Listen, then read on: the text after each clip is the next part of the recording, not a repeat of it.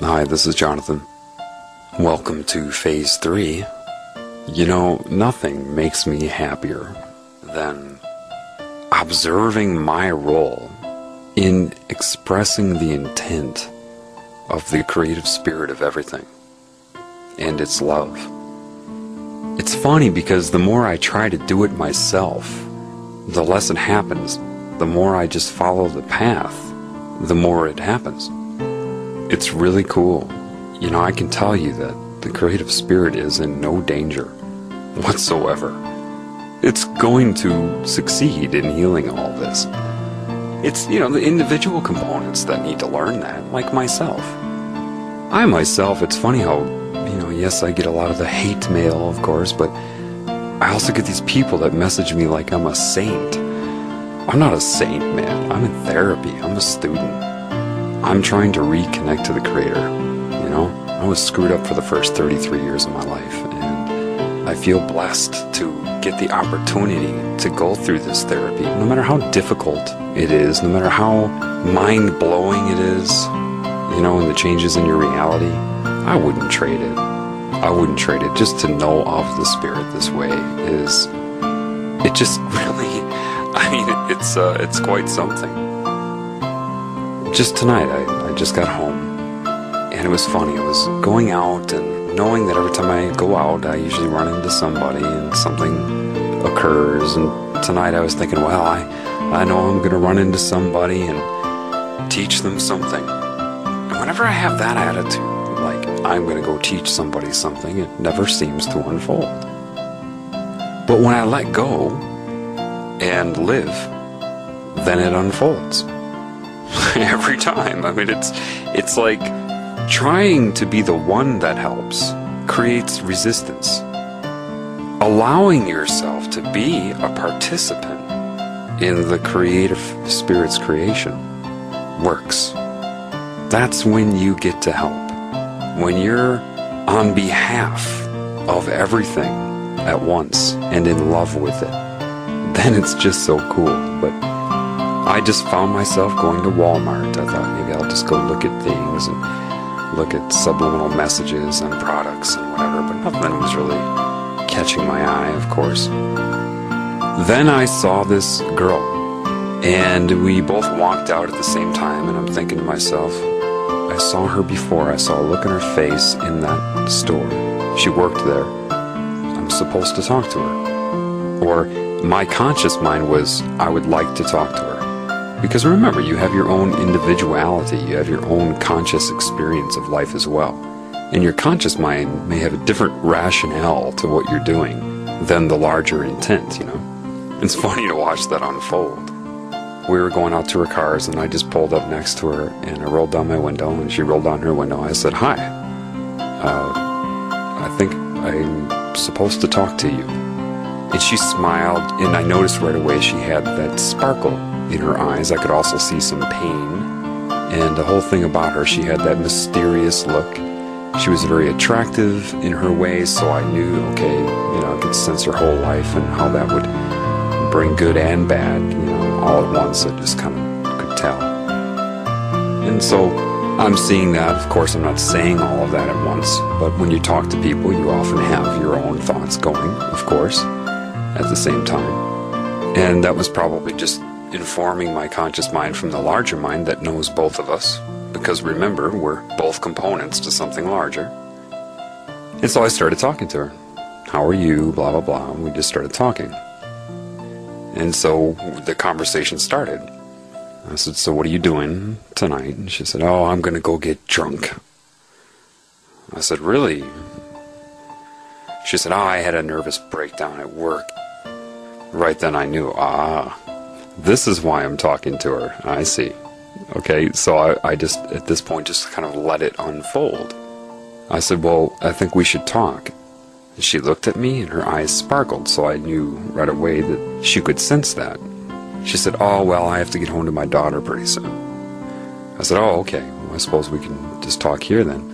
And then eventually she told me she's married. And I said, what? She said, yeah. I said, interesting. She said, why? Well, you said you had to get home to your daughter. not to your husband. That was kind of weird. And she said, well, I'm actually not liking him very much right now. We got into a fight, and then she kind of batted her eyes at me, like flirtatious. 2 years ago, I would have been like, ooh, naughty married woman. Of course, after my God-smacking a year and a half ago, now it's like, oh, that's another reason I'm here to talk to her. Problem with the husband, problem at work, wanting to drink. I said, I look at you and I can see right now that you deviated early in life. You tried smoking marijuana early and all these things, and her eyes made that look like, how do you know that? And smiling, that type of thing. I said, well, I don't have to guess, I just know, I can sense it. I said, but you know what else about you? She said, what? I said, well, you're psychic. She said, yeah, I am. I said, I know. Now ask yourself, how do I know that? How do I know you're psychic? And she just looked at me and kind of smiled a little bit. It's a good question. How did I know that? Because honestly, my conscious mind was just pulling that out of nowhere. Almost like a guess. The conscious mind would have to look at it that way, but obviously I was right, because the larger consciousness knows that. I said, there's a sparkle in your eyes. There's a reason that you and I are talking. Look into my eyes. And I started to explain to her. I went through scalar reality real quick, like I talked about in The Healing Begins Now. And she understood it. And we started talking about her being psychic. I said, well, how are you psychic? And she said, well, I have dreams. I always dream about the next day. I know if something's going to happen, this and that, and all that. I said, okay. Do you know why? Do you know how that happens? She said, no. I said, okay, well, maybe it's you're not looking at time correctly. Think of it like if I took a long piece of string, and if I resided in that string, to get from one end of the string to the other end, I'd have to follow the path of the string, right? She said, yeah.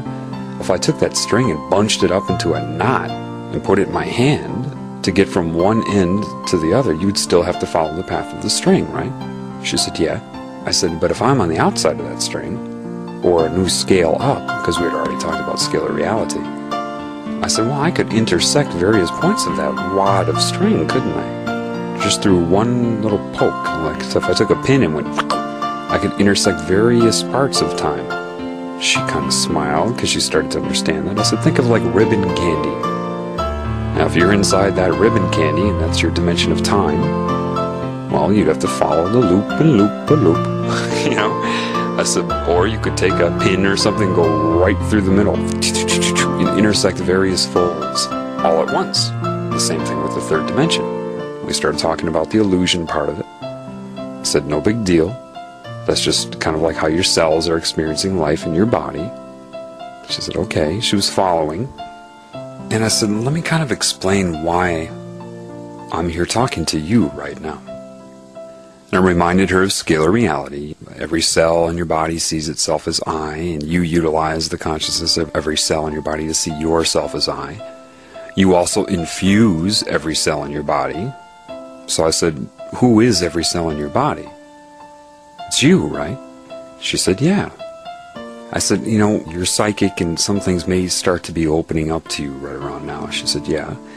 I said, it's funny, some people think they're dreaming up the whole reality, like nothing's real. How could everything be coordinating like this? How could that possibly be? I must be dreaming everybody up. And I laughed and I said, what if one of my cells thought it was dreaming me up? Can you imagine that? Even you, the listener right now, imagine if one of your cells in your body says, they're dreaming you up. Everything seems to coordinate around them. Assistance they need, they tend to get. What if they started thinking they were dreaming you up? Well, that actually could be a very dangerous thought process. That could be the beginnings of cancer. No cell in your body is dreaming you up. The reason things would happen around it and coordinate around it and sustain it is because you sustain your body, which means you will sustain every cell in your body, correct? So we were laughing about that. And I gave her a little scenario to make the scalar reality functional. rather than just theory or philosophy that we're all part of the scalar reality. You know, I said, imagine I'm sitting out in front of a gas station talking to some guy, right? And he's a human resources manager at some company. And he's telling me about how two employees are in a fight right now and it's disrupting the work environment. And he has to counsel each one of them to try to solve their problem. And I'm listening to him. I say back, interesting, how did you get into human resources? What drew you to that position? And then his response to me is, oh, well, I'm pretty good at solving problems with people and good at counseling and working things out, and I like to help people. Interesting thing is that at the same time in his life, he happens to be fighting with his wife, for example. And he's been sleeping on the couch for a whole week, you know, they're in this huge fight. Now, he's not telling me that, but he's going through that in his life. When I asked him why he went into human resources, and his answer was because he's good at working with people and solving problems and resolving issues that are problematic between people. It was kind of ironic for him, which triggered a little thought bubble to come up in his head, saying I'm good at solving problems, but here I am sleeping on the couch at home because I'm in a fight with my wife. And he doesn't say that to me.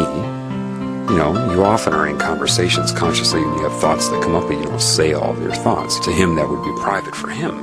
But that thought bubble comes up in his head, right? As soon as that thought bubble comes up, I get a tickle in my throat, and I have to clear it, like that. However, it was simultaneous with that thought bubble that came up about him sleeping on the couch and having a fight with his wife, right? The clearing of my throat was coordinated by this larger mind. And that was an auditory event that came into his brain through his ears that tied in and kind of met it like somebody throwing a football to a receiver, and then boom, they intersect and he catches the ball. Same type of thing. Like that. Right when he had the thought about the irony that he's a good problem solver, but he's fighting with his wife, right? So when I clear my throat, the energy involved with that and the timing involved with that set his thought into motion. Now, it meant nothing to his conscious mind. To his conscious mind, I was just clearing my throat. But to his subconscious mind, that would be an anchor, a natural anchor to set that thought in motion. So now he's thinking about it, right? Maybe some girl is walking past on her cell phone and she's about to hang up, and he's thinking how weird it is that he's fighting with his wife. And then she hangs up, and before she hangs up on the phone, she says, okay, I love you, and hangs up. To his conscious mind, that's just some girl talking on the phone, but to his subconscious mind, that I love you tied into his thinking about the problem with his wife. Now he's thinking consciously, because of that direction subconsciously. She's unaware of it. To her, she was having a conscious conversation with whoever she was talking to, right? Remember, we're all components of something larger. So subconsciously, I love you anchored his conscious thought about his wife, and now he's thinking, I love my wife. You know, I shouldn't be fighting with her. I should really make up with her. And right when he thinks that, maybe two other women are walking by in a conversation. One woman says something, and right when they walk past, the other woman responds, yeah, like that. In the way she says it, the way her conscious mind says that, yeah, in the timing in which she says, yeah, anchored his conclusion. Subconsciously, his conscious mind wouldn't think that she would have anything to do with his thoughts, right? Nor would her conscious mind think that. However, the yeah anchored his conclusion subconsciously to direct his conscious mind to want to solve the problem with his wife. And then he thinks to himself, I'm going to solve the problem with her. I'm going to talk to her tonight. And maybe while that was happening, some other guy I know comes out of the gas station. He's got this big piece of pizza or something. And I look at him and go, oh, there you go. Like that. Now, in my conscious mind, that's what I chose to say. I could say a lot of things. Oh, you hungry? Ooh, that looks good. Whatever. But I said, oh, there you go. I thought I wanted to say, there you go. And consciously, I felt I was saying it to the guy because of his huge piece of pizza. He laughs and goes, yeah, yeah. But right when I said, there you go, it anchored subconsciously his conclusion to solve the problem with his wife and talk to her that night. And then maybe he has another thought. It's still going, yep, repair this. I'm going to talk to her. And then he thinks about that again. Perhaps somebody's driving on the street and they feel a need to honk their horn at a car or something right in that moment. Honk! Right when he says, yeah, I'm going to fix the problem with my wife. And then he thinks maybe of a memory of when they were in love. Pops up in his mind. And right when that pops up, maybe a bird flies by and goes, caw! Like that. And I'm giving her this example, which is much more effective in person because she can look into my eyes, and by this time she was starting to get my energy. What was happening now is the Spirit was speaking through me and knew exactly how to say it to her. And so she was starting to light up. What was happening is it was raising her spirit a little bit. And I looked at her and she understood all of this. It made sense to her in the way that I said it in that moment. I said, you sustain your whole body, right? She said, yeah. I said, so you will sustain individual cells, right? She said, yeah. So by sustaining individual cells, you sustain yourself, right? She said, yeah. I said, well, what would happen if one of your cells in your body started stealing from other cells or arguing with other cells or fighting with them, killing them, hurting them, coveting them, lusting after them? That's cancer, right? She said, yeah. I said, remember, time is not linear to the larger scalar mind. The truth is, your subconscious mind is the link to the larger mind, utilizing you and myself and everything else you see to see itself as I. And she got it. In the parking lot of Walmart, she got it. I said, so you can see then. Why am I talking to you now? Because if you're fighting with your husband, and you and your husband are both components to something larger, and this Spirit is animating all of that, your tension, your upset feelings towards each other, the negative vibrations, has a scalar effect on the whole. It's going to sustain itself. So the truth is, the reason that I'm talking to you right now, and I gave her that analogy of a receiver going out in football, and the football is thrown, and they intersect. And I made a gesture, and then pointed at both of us. And she smiled. She got it. I said to her, so now you understand. You need to get over your fight with your husband. And she looked at me, and I said, yep. I'm another part of you, and I made her understand that. I said, because of certain belief systems you have, conditioning in your life, the truth is you have the Spirit inside of you, but you form like calluses in your mind, belief systems, blockages, so that you're not able to get the input from your own flow of spiritual energy inside of you. Therefore, the larger scalar reality that we are parts of will circumvent that. And it will get the information to you in a different way.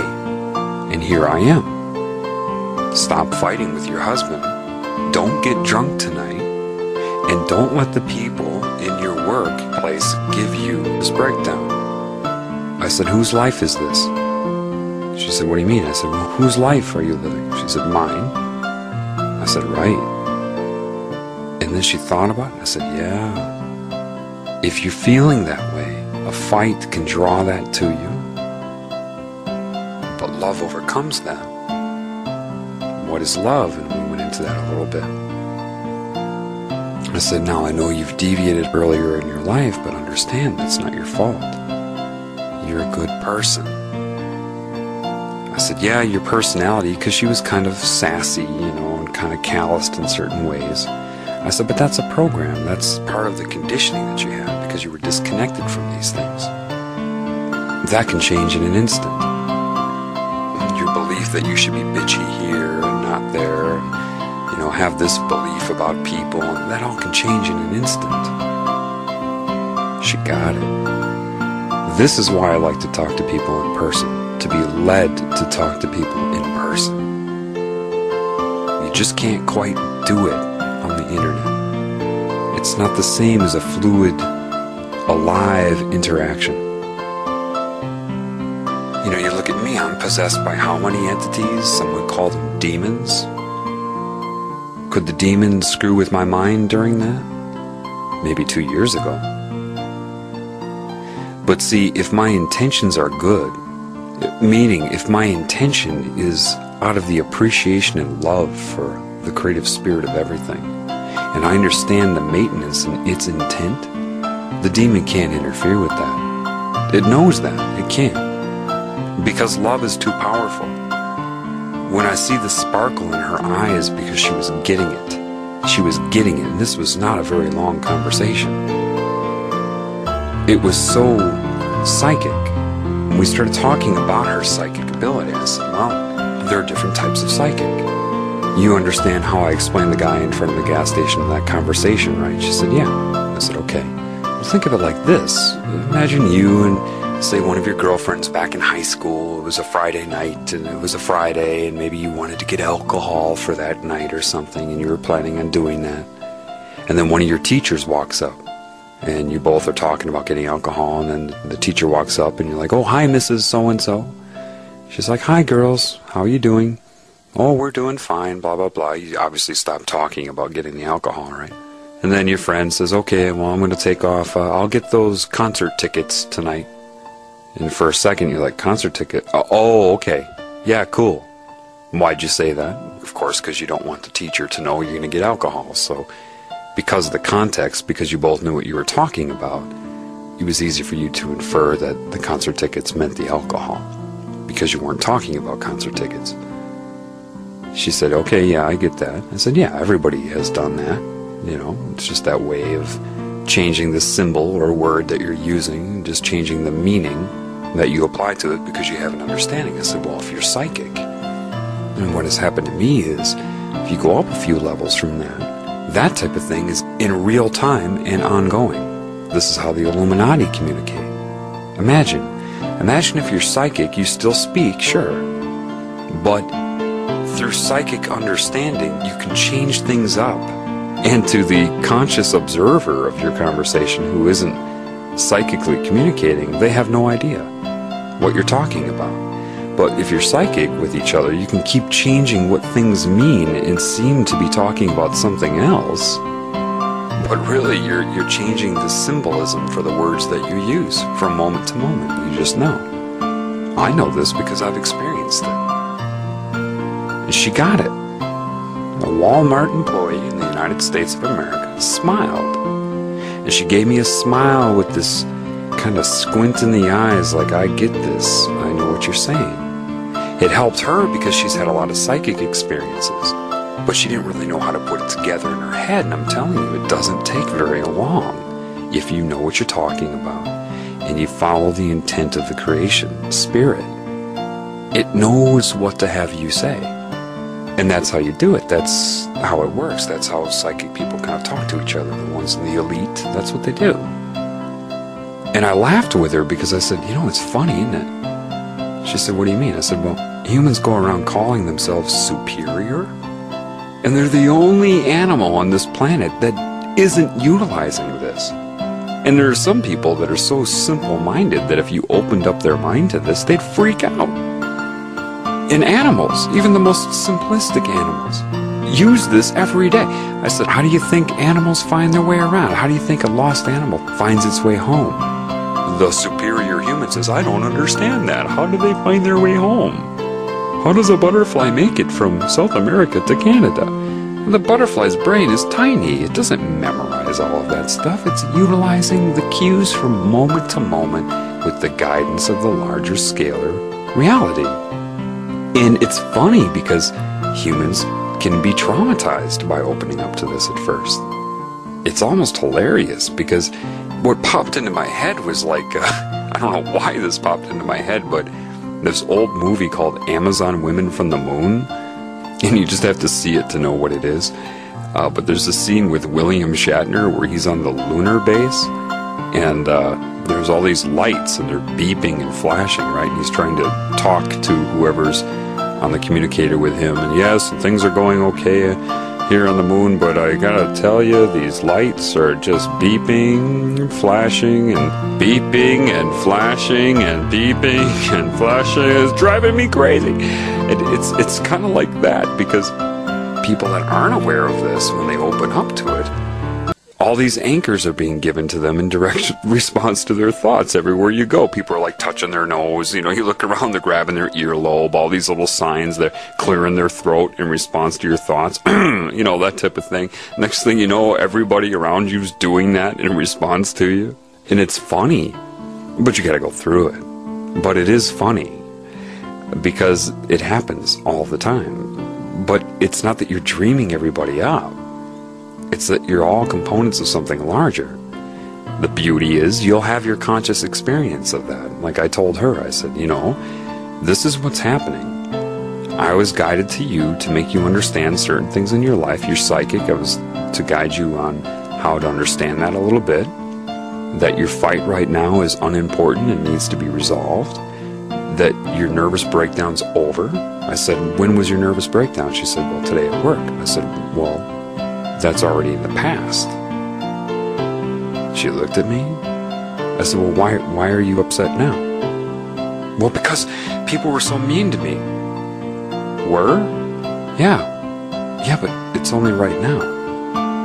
And it's one thing to maybe hear that on tape. It's another thing to have the eye contact, the energy. You see, our energy bonded like a covalent bond between two atoms in that moment. So we had the exchange of intent, and I was able to communicate with her.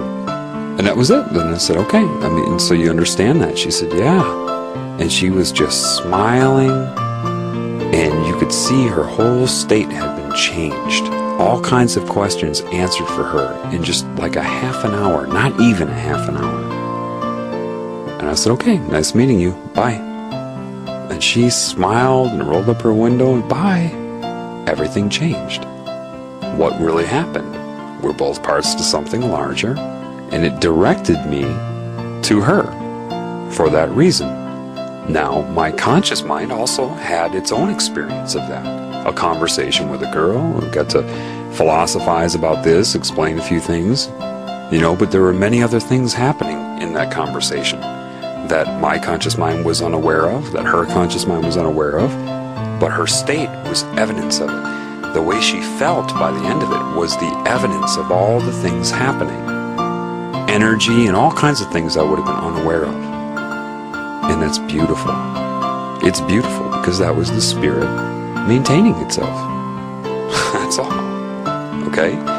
And if you haven't figured it out yet, this is how they extracted neuro-linguistic programming, by the way. It's funny, I get people that send me messages and say, boy, it sounds like you must have studied up on neuro-linguistic programming. No. Another guy's like, you sound like a neuro-linguistic programming connoisseur. Nope. What do you mean, no? What do you mean? Like I read about it? Like I had to watch a video? No. I'm being taught by the spirit from the ground up. So I don't need to memorize that, you see. Somebody referred me to a Richard Bandler video. That was funny. I only needed to watch it for a minute just to see what he was calling it. Oh, you're calling it neuro-linguistic programming? Okay, so that's what you call it. And I know he's aware of some of this. He's talking about the submodalities of speech and how they go to the subconscious mind and everything. But see, his intention is quite different. See, in his speech, in his lecture, he has hypnotherapists and psychologists all there to learn NLP, right? They're not learning a thing. I know they're not, even though he's teaching it to them. How do I know that? Because he's programming their mind throughout the entire lecture. It's ridiculous. And there's a lot of things that, well, I'll have to show you. I guess maybe I can put a clip of it for you. There's one sequence where he literally programs people with NLP to resent God. Because I have a tendency to talk real quickly. One of the things that I'd like to point out to you right out of the gate is that the most unconscious process that there actually is the understanding of language itself. that even if a language is your native language, you don't know how you understand the sentences. It's one of these marvelous pieces of programming that goes on, that people always act as if language is a conscious process. But actually the words flow right in, and you have a built-in genetic mechanism that processes meaning at the unconscious level.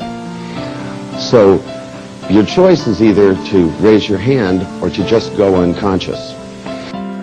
Okay, so if you pay attention to the dual meaning there, what he's trying to tell you is that there is no consequence. This is what he's talking about. He's using dual meaning with gestures, and he's a master at this. That's why it goes unnoticed to most people. Pay attention to his dual meaning. You guys like that? Now, open your eyes and hold that thought, because the increase that you made in your own pleasure is called running your own brain. This is what it feels like to be in charge of your brain. It means you can feel good. Now, it means when you feel bad, you just turn the brightness down, push the pictures away. See, how many of you, have thought about you're going to go do something and you think it's going to be unpleasant? And so you suffer and suffer and suffer, and when you get there, the place is closed. You know what I'm talking about? Right? It's like, why make yourself suffer? How many of you have thought about doing something, and you think it's going to be unpleasant, and you suffer and suffer and suffer, and when you get there, the place is closed? That's telling you that you're not going to go to hell. There is no hell. Why suffer? There is no consequence to deviating from the creative spirit. You suffer and you suffer and you get there and the place is closed. There are things in your subconscious mind that you're unaware of. When he says those things, it helps to implant subconscious beliefs that may or may not surface in the moment. This in and of itself won't do much, but as you put things together in progression, it starts to shape the mind. But yet, we've been trained, we've grown and built patterns that this is what we're supposed to do. You're absolved. You don't have to do that anymore when you learn that you could sit right here and increase the pleasure that you got from something you enjoyed. If you notice, he's really talking about pleasure. Now remember, mind control is also highly based upon pleasure and pain. Seeking pleasure and avoiding pain. The idea of good offsetting bad. The binary bipolar consciousness. Bouncing you back and forth in your mind between good and bad, like a tennis ball in a tennis match. So he's really trying to install the idea of good and bad, and consequences for doing anything good, and that bad would have the pleasure involved with it. Do you understand? See, to me, like the kinds of things that are worthwhile to take NLP to do is like how many of you are in a relationship, like, whether you're married or not, I don't care. But I mean, you're a couple of some kind. Right? Wouldn't it be nice if every time you saw the other person in the couple, the feelings that you had were just totally outside? I mean, you just lit up like a light bulb and enjoyed it? Isn't it? See, that's to me is worthwhile change. That's the kind of stuff I'm after. A lot of people go, well, sometimes I feel bad about this. And I stop it. To me, what I want to do is take all the good feelings and be able to really amplify them. Now, what the steps we're going to go through is the first thing I want to do is to sort out this thing about elicitation. Come on in. Why don't you come with me, little girl, on a magic carpet ride? Now, I always love it when the guy comes in to change the coffee and stuff. I like to throw embedded commands at them. Next time one comes in, you watch. See what we can get them to do. And it really freezes that frame in that picture. It's like talking about fall and a trip you're going to go on. It's nice if there's a set of stairs. It's a hobby. Everybody has to have one. Learn your language patterns. Now, what I want you to do is, and you guys didn't burn bees when you were little kids, and you don't enjoy spraying ants? Mm-hmm. You guys aren't the ones going to horror films? He follows up and reinforces it. And you guys didn't burn bees when you were kids? And enjoy spring ants? Enjoy. You see how he sets it up with pleasure first, and now he talks about the enjoyment of killing. Talking about that fall and that trip you're going to go on to hell.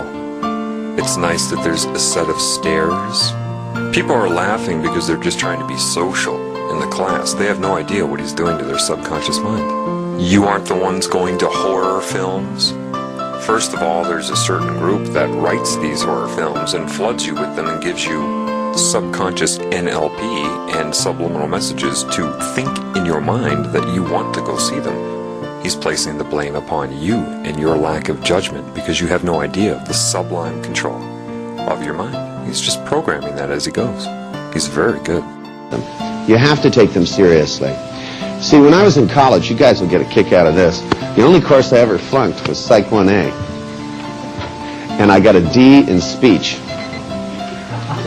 And so what do I end up doing? Lecturing the psychologists. Just shows you about American college education. Now, the thing, my belief system says, oh yeah? So you think your God is tough? Now, the thing is that for me, once you start to take and learn how to switch submodalities. Oh yeah? So you think your God is tough? Your God. That's a demon speaking through him. That's exactly what's happening. And this is just a few clips of this guy. I highly suggest you download the Hypnosis Party Pack where there's lots of his videos in there. He's always referring to his affinity for demonic mentality. Of course, they never say it directly, but they often will refer to it. So you think your God is tough. What does that mean? We decided that what we should do is to amplify the person. So that what we do now is we build a different kind of an anchor. The kind of an anchor that we build. You want to come up here and help me? Would you come on up here? Yeah, you have that confused look on your face. It always makes a good demonstration subject. The unsuspecting soul. Just sit down and trust me. Yeah, and uncross your legs here. You don't have to be ladylike right now. I need your leg. Okay. The unsuspecting soul. Not person, not human, not individual. The unsuspecting soul. Show them it works. Now, the way in which I built the anchor is instead of anchoring by location, what I did instead was to build a sliding anchor. The first time I elicited the response, so if you stop, and what I'm going to have you do in this exercise is I want you to have the person think of something which they consider to be one of the most intense, pleasurable experiences they can think of. And tell them to think of whatever comes to mind.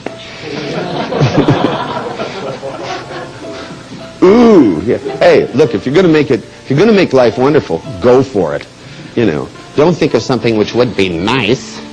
You know, fuck that shit, man. Go for it.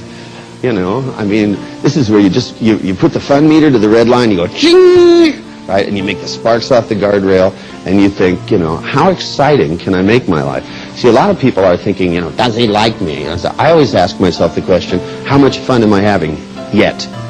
Now, you've got to understand that the ruling elite, which none of you seem to be able to identify yet, because they're possessed by demons, one of their biggest focuses other than fear is sexual energy and sexual deviance.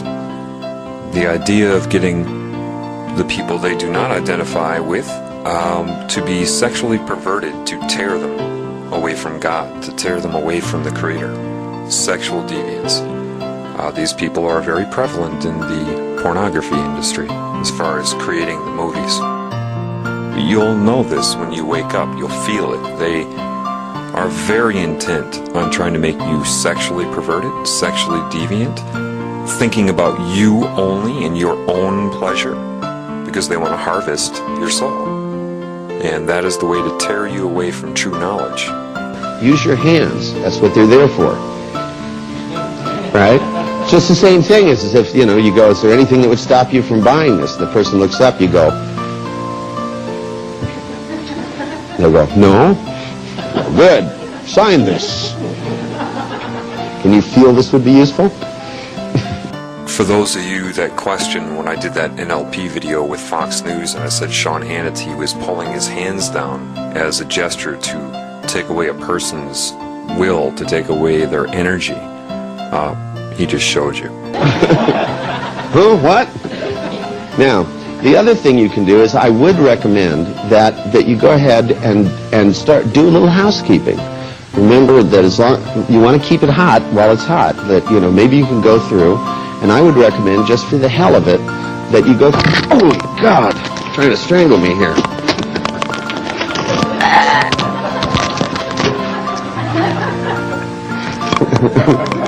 Never mind.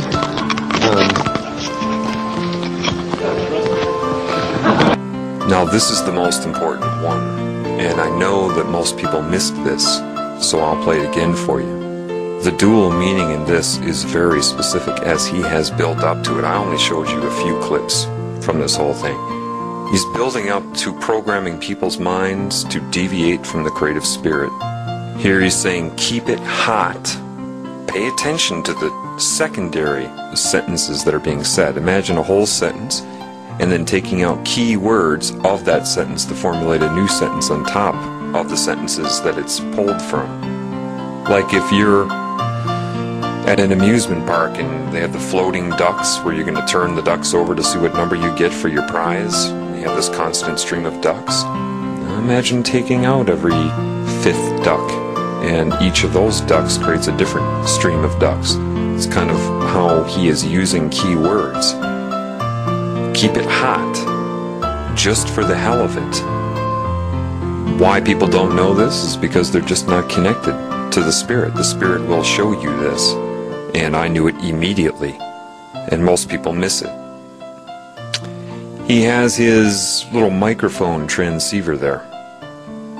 He purposely, in coordination with what he was already saying about keeping it hot and for the hell of it, if you watch closely, and I'll show you again, he knocks it off himself so that he can say, oh God, you're trying to strangle me here. You want to keep it hot while it's hot, that, you know, maybe you can go through, and I would recommend, just for the hell of it, that you go oh my God, trying to strangle me here.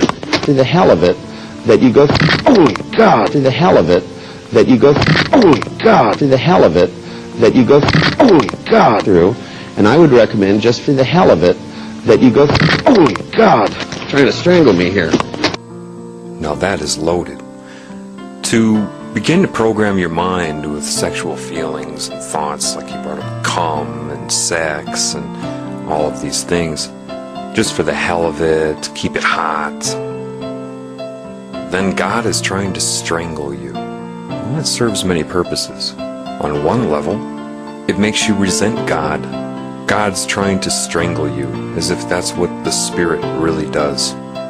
Two, if you're part of a group who has created religion, then it serves the purpose to create this binary conflict in the mind, to bring rise to deviant thoughts like that, and then use their version of a God, which is the wrathful, punishing, put you back into this cycle on earth for your sins type of God. The truth is, what he really did there is he was playing God and the devil, and playing it with their minds. He was playing with their minds as the devil and God, because the demons play both sides to keep you in line, and they program your mind, like I've been telling you, with deviance, and then scare you because you think those thoughts are yours. It helps determine where you go after you die. He set that whole thing up. He had that all planned out. Watch him. He purposely knocks that transceiver off of the chair so he could say that, so he could lead it up to them. That is a good example of how they're programming your mind, which is just another reason why you need to learn this language, why you need to connect to the creative spirit. so it can show you that, so you don't even have to assess it. I myself saw it the first time, knew what he was doing throughout the whole lecture. I think it's time you connect to the creative spirit, the real God, because the creative spirit has had enough of that type of thing. Through, and I would recommend, just for the hell of it, that you go, oh God, trying to strangle me here, through, and I would recommend, just for the hell of it, that you go, oh God, trying to strangle me here, through, and I would recommend, just for the hell of it, that you go, oh God, trying to strangle me here, through, and I would recommend, just for the hell of it, that you go, oh God, trying to strangle me here.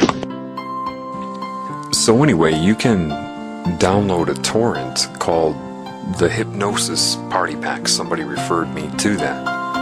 And just do the videos of Richard Bandler. Now, you can watch his other video, Richard Bandler, I believe it's called Neurohypnotic Repattering. Watch it. See how many times he refers to himself almost directly as being possessed by a demon. He mocks Christ in it, makes fun of the crucifixion.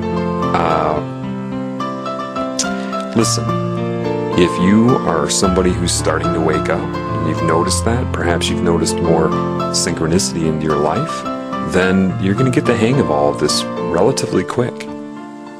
So, the language of life, what I'm trying to show you in terms of the psychic interpretation of dual meaning, and everything I'm telling you about the larger scalar mind always communicating through you and through people and through life, is very important for you to learn.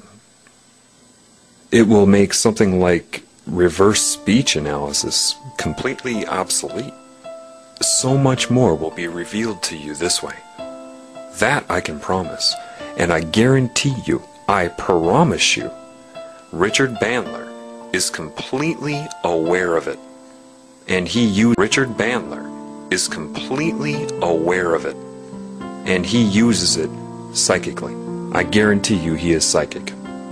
He even talks about elicitation. They use that word in the spy trade.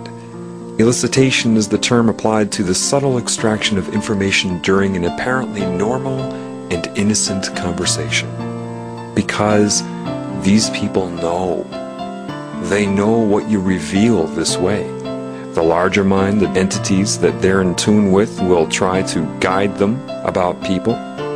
A lot of the touching of the nose and grabbing of the ear, they call these things thought tags or thought labels. And you can do that with things like phonetically accelerated hypnotic commands, sure, but if you're psychic, you can invoke them that way. This is what I'm talking about. These type of anchors. It is this knowledge that made it possible for them to create neuro-linguistic programming. So, anyway, let me get back to the discussion, okay? Understand, I hope you listened to The Healing Begins Now before this, or you're just not going to have an understanding of what I'm talking about. Remember, you have this consciousness, this disconnected energy that's kind of plugged into everybody, right? Well, part of the way it separates you from the larger part of you is hijacking this normal way of sustaining life. This is the new language, actually, your old language. You see, you can have linear words, you can have speech and gestures and all these things to coordinate with life, sure. But without the navigational guide, without the connection to the assistance of the larger mind, you're lost. And so they took that away from you and created things like psychology so that anybody would know that would speak of these things. You'd say, you're delusional, or you're reading into things. Oh, so I guess every single spiritual elder that has ever walked the face of earth was delusional, huh?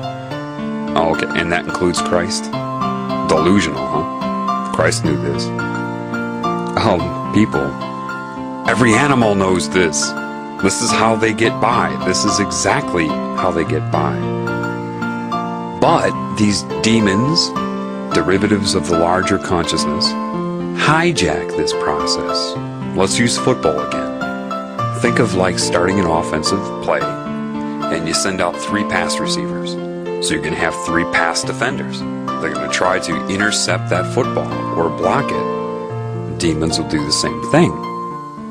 Why? Because to attack life on earth and everything, They have to assess how Earth communicates with itself, but they are aware of scalar reality, so they know that you need to be disconnected from that. And you are somewhat, because I told you that this consciousness will unplug certain parts of the larger scalar mind of Earth from you. You know, the parts that it uses of you to see itself as I, and then plugs into it so it can use you to see itself as I. And it's kind of half and half right now in each person, well, depending. Under the bell-shaped curve, the averages, it's half and half. For example, and it's not always like this, okay? For a person like me, it will be, but not for the average person. But if I were talking to that guy in front of the gas station, say a demon wanted to mess him up, well, the woman walking by that anchored him with yeah, her response would have been no, and her conscious mind would have rationalized why.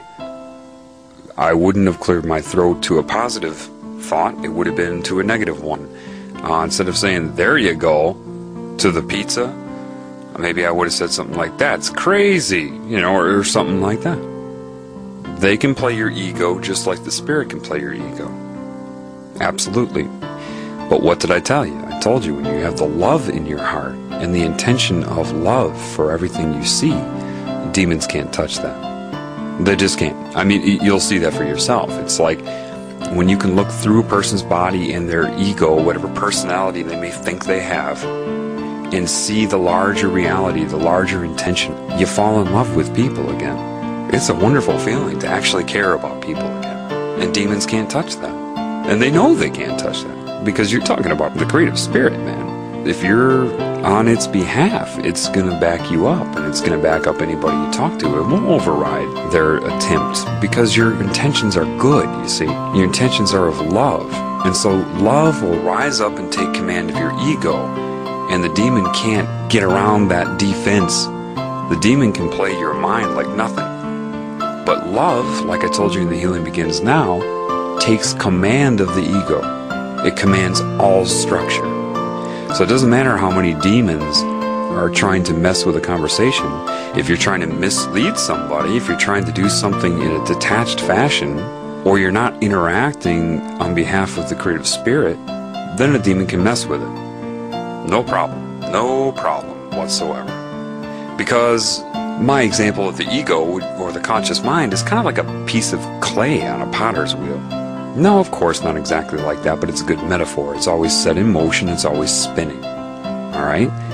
But what is taking its hands and putting it on that piece of clay to mold it can be variable. It could be the spirit, or it could be mind control, technological mind control, subliminal messages, entities. Think of a person's personality kind of like a instant messenger chat window. When you're speaking to somebody with instant messaging, you have one chat username, and everything that comes through in the form of text, you attribute to that one username. But you don't know if at that person's home, if 5 different people come by and type something and hit enter, because it will all come through under that one username. At most, you'd be like, you're kind of up and down, or kind of like a split personality. Well, the personality is obviously more than a username. It can think, it can calculate, it has a history, a memory, but it's always spinning in emotion. Mind control is, when you're talking about psychic mind control, it's not like your mind is negotiating with it. It's more like, my thoughts are your thoughts. That's how they control your ego. For example, if they want to think for you, they just think in your voice from the first person. That would be psychic control of your mind. I think this, I think that, whatever. And then you're thinking it. Love can defend against that. It just does. Alright? I'm telling you. You really need to connect to the creative spirit. Now, why am I telling you about this language? Because this is the language of life. And what will happen is, first of all, you need to understand something. It's kind of like playing guitar. Alright, say you've never played guitar before, but it appeals to you. Or any instrument, but I'll use guitar. And you want to play guitar, and you pick up a guitar, and you're thinking to yourself, oh, I want to play this Dave Matthews song. You've never played before. You don't have the calluses formulated on your fingertips. You don't have the muscular strength in your fingers, the neuromuscular coordination to play. And you play, and it's just like one string at a time. And you're sitting there, you're struggling, you're trying to get each finger on each string, and you feel totally uncoordinated. It's just muted and sounds awful. Now, a lot of people do that, and they're pissed because they assume they're going to be able to play their favorite guitarist music, and they can't. And then they give up right away. Screw this. It's too hard. But for any of you that haven't given up, you know. You stick with it, you start to get the calluses, you get the strength in the fingers, and you can't quite get the chord yet. You can put your fingers on each string and play it, and it sounds good, but you can't just land all your fingers down at once. You look at other guitar players that can do that, and you're like, how do they do that? And they're not even looking at it either. How do they do that? Right? And you try it, maybe you go through some exercises and you screw it up, but then there's that salient moment. Maybe you take a break from guitar for a few days, right? And your brain starts rewiring, you don't even know it. Right? And then that one day you just pick up the guitar and you just, for the heck of it, you just try to play a chord all at once, and wham! You nail it. And you can't believe it. Wait a minute, I just landed all my fingers down at once. I can do it! And it just seems to happen, right? This is kind of why I was led, of course, to the Karate Kid video. You all have learned so much, you just don't know it yet. You don't know it. In your own lives, what you're going to find, know it. In your own lives, what you're going to find as you go through this process, that there are so many things that have happened in your life, and those are very important. Because it's one thing for someone to teach you and try to induce something new. It's another thing to have already gone through it so you can look back in retrospect and have that and be like, yes, I've seen that before. Yes, I can draw upon that. I can draw upon this. It's all about putting it together like Miyagi did with the wax on, wax off and all that stuff. He had learned it, he just didn't know it yet. Same thing here. A lot of you, after the healing begins now, started experiencing synchronicity, you call it. Things just started happening way too often that it had to be more than coincidence. You started getting messages when you needed them, right? And if you were upset, you started getting hate mail. All these things started happening. Some people didn't know how to handle that. Am I dreaming this whole reality? Another thing people will say is, life is just a reflection of yourself. You're just bouncing your own mind off everything back onto yourself. Well, yes and no. In a situation like tonight, where I was led to that girl, that wouldn't have been me bouncing my thoughts onto myself off of life. That was the larger mind speaking directly to me and to her. The larger scale of reality. People think that they're reflecting their thoughts off of life back onto themselves because it synchronizes itself around them. But that is how it sustains itself. Do you understand that? Just like you sustain every part of your body. Yes, it can handle all of you at once. You handle every single cell in your body. Do you know how complex the cellular processes are for each cell? And you do all that. You manage all of that. So what is the creative spirit then? Do you get it yet? It's the spirit, man. Animating everything. Every cell in your body and every person. And earth and everything up and up and up. That's creation. It's real. Yes, every animal knows it. Listen, maybe it's time that superior humans catch up to all the other animals. I understand there's this negative, cancerous consciousness. Now, I already told you that if your intentions are of love, it will override it. Okay? The more pure your thoughts are as far as the intent, following the flow of the creative force, moving with it, the more things will be positive. But why do I tell you to get out into nature? Why is that a big one? Well, you've got to understand something.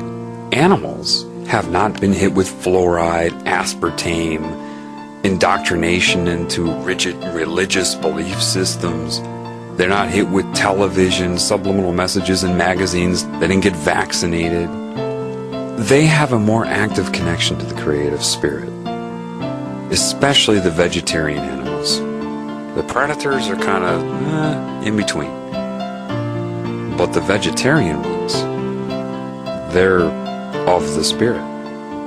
So when you get out into nature, there's so much life out there. See, humans are like the cancerous tissue. So you're all connected to this cancerous consciousness in one way or another.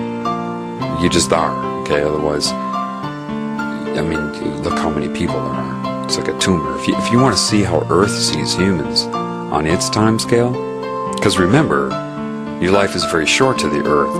You know, you look at an atom and it's vibrating too fast for you to even be able to observe. You look at a galaxy with dark energy around it, which is like the scalar larger analog to an atom, and it's motionless to you. It stands still to you. And your life, time moves just right, doesn't it? So Earth is on a different time scale than you for its own conscious awareness. So the way Earth would look at you, imagine taking one picture of the demographics of people on Earth every 5 years since the beginning of mankind, and using each picture as one frame in a 30 frame per second video. That would be 150 years per second. And watch that video of the spread of mankind. That's how Earth sees you. It's like a cancerous infection. Kind of. It's like scarlet fever. What's scarlet fever? Well, you have a certain type of bacteria called Streptococcus pyogenes, and it's normal flora inside of you. But sometimes if your bacterial flora goes out of balance, or other things that happen that decrease its competition for nutrients, it can overgrow, it can flourish, it can become infective, because now it's out competing everything and it's growing too much. And then you get strep throat. You don't always have to contract strep throat from somebody else. It's in you already. But it's not that bacteria that gives you scarlet fever. So how do you get scarlet fever? Well, that's when a virus infects the bacteria. And when a virus infects the bacteria, they call it a phage. All right, that's the name for a virus that infects a bacteria. What happens is the virus inserts its DNA, and then the enzymes in the bacteria read that DNA, and it transcribes a new genetic sequence, which is spliced into the bacteria's DNA, into its genetic code, and inserted into the bacteria's genetic code. And this new gene sequence transcribes a protein toxin, a poison that affects you. It's no longer the same strain of bacteria. What do you think they've been doing with you over time? You hear about this, right? Even in religion, the corruption of DNA. Well, how do you think they did that? Other than viruses. A virus isn't alive, people. It's non-metabolizing. And look at it. I mean, either it's single-stranded or double-stranded RNA or DNA. And it just happens to have the perfect vector for infection, a protein capsid that just bonds to the cell receptor, and then it penetrates and injects its genetic material. And it's like a program, because a virus can't hurt you by itself. It can't reproduce by itself. It's not alive. Your enzymes have to read it and create what it tells you to create. If they don't do that, it can't hurt you. It's nanotechnology. See, a microbiology student would be like, well, our professor says that viruses come from the rainforest often because it has a similar temperature to a human's body temperature. Yeah, okay. Come on, people, it's technology, alright? There's no reason for a virus to exist in nature. Think about it. What are the odds of that? That you'd have the correct codons to be a viable fragment of DNA or RNA, and a delivery vector, protein capsid around it? Come on. And look at HIV. With AIDS, you get in your immune system. It'd be good to talk about the immune system right now, because that kind of goes along with what's going on Earth. For your white blood cells, anyway, you have a system. You have different types of white blood cells. you've got your polymorphonucleocytes. Most of you don't care about this, but in case there's those physiology students out there that need to hear the technical stuff, because I'm talking about the spirit, and I won't be qualified to you unless I know what you know. Yes, I know what those are, the eosinophils, basophils, neutrophils, okay, and then you've got your monomorphs, and those are the T and Bs, and the monocytes, which you call a macrophage when it's in the body because it's mobile. The macrophage is kind of like the cop, all right? It's always going around your body sampling stuff, looking for anything that it would consider to be an antigen or something that it sees as foreign to the body. So if it finds something like a bacteria that's foreign, that's infective, it will engulf it. That's why they call it a phagocytical cell, P-H-A-G-O. Phag means to engulf, to eat. Cyte means, well, cell. So it's a phagocyte, and so it will engulf it and then display its material, the contents of the bacteria, on its cell wall. Then it takes a little trip into, say, a lymph node. There you have many white blood cells already there that, in fact, you're born with, I guess, up to like 500,000. In fact, you're born with, I guess, up to like 500,000 different types of combinations already there to handle infections. Like, you're already pre-programmed to fight off up to 500,000 different potential infecting agents, right? But it's very generic, so if something new comes into your body, what happens is this macrophage will go in there and say, hey, you know, look what I got. Of course, no, it's not speaking English, all right? I'm just being metaphorical. It goes in there and says, look, anybody here know what this is? Anybody, can you handle it? And it's not just what scientists tell you. It's not just show and tell. All right, this happens in different dimensions as well. Do you know your body communicates not only in the third dimension? You have many different types of communication, many different paths of communication, not just hormonal, not just neurological. Consciousness, and that consciousness is not limited to the third dimension, nor is the immune system. But anyway, so eventually maybe this macrophage encounters a white blood cell that says, hey, wait, I kind of have something that can deal with that. That's pretty similar to how I'm made. Here, just give me a moment. Let me change a few things up.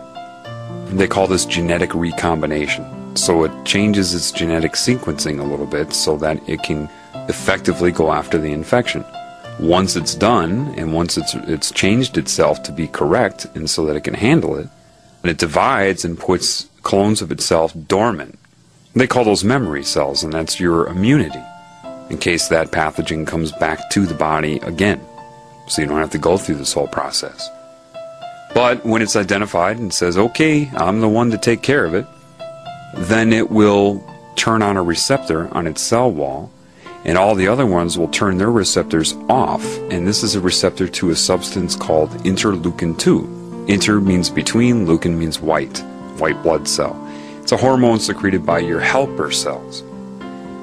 And what this hormone does is it causes rapid cell division. They divide fast. I mean, your lymph nodes will literally become packed wall to wall with white blood cells.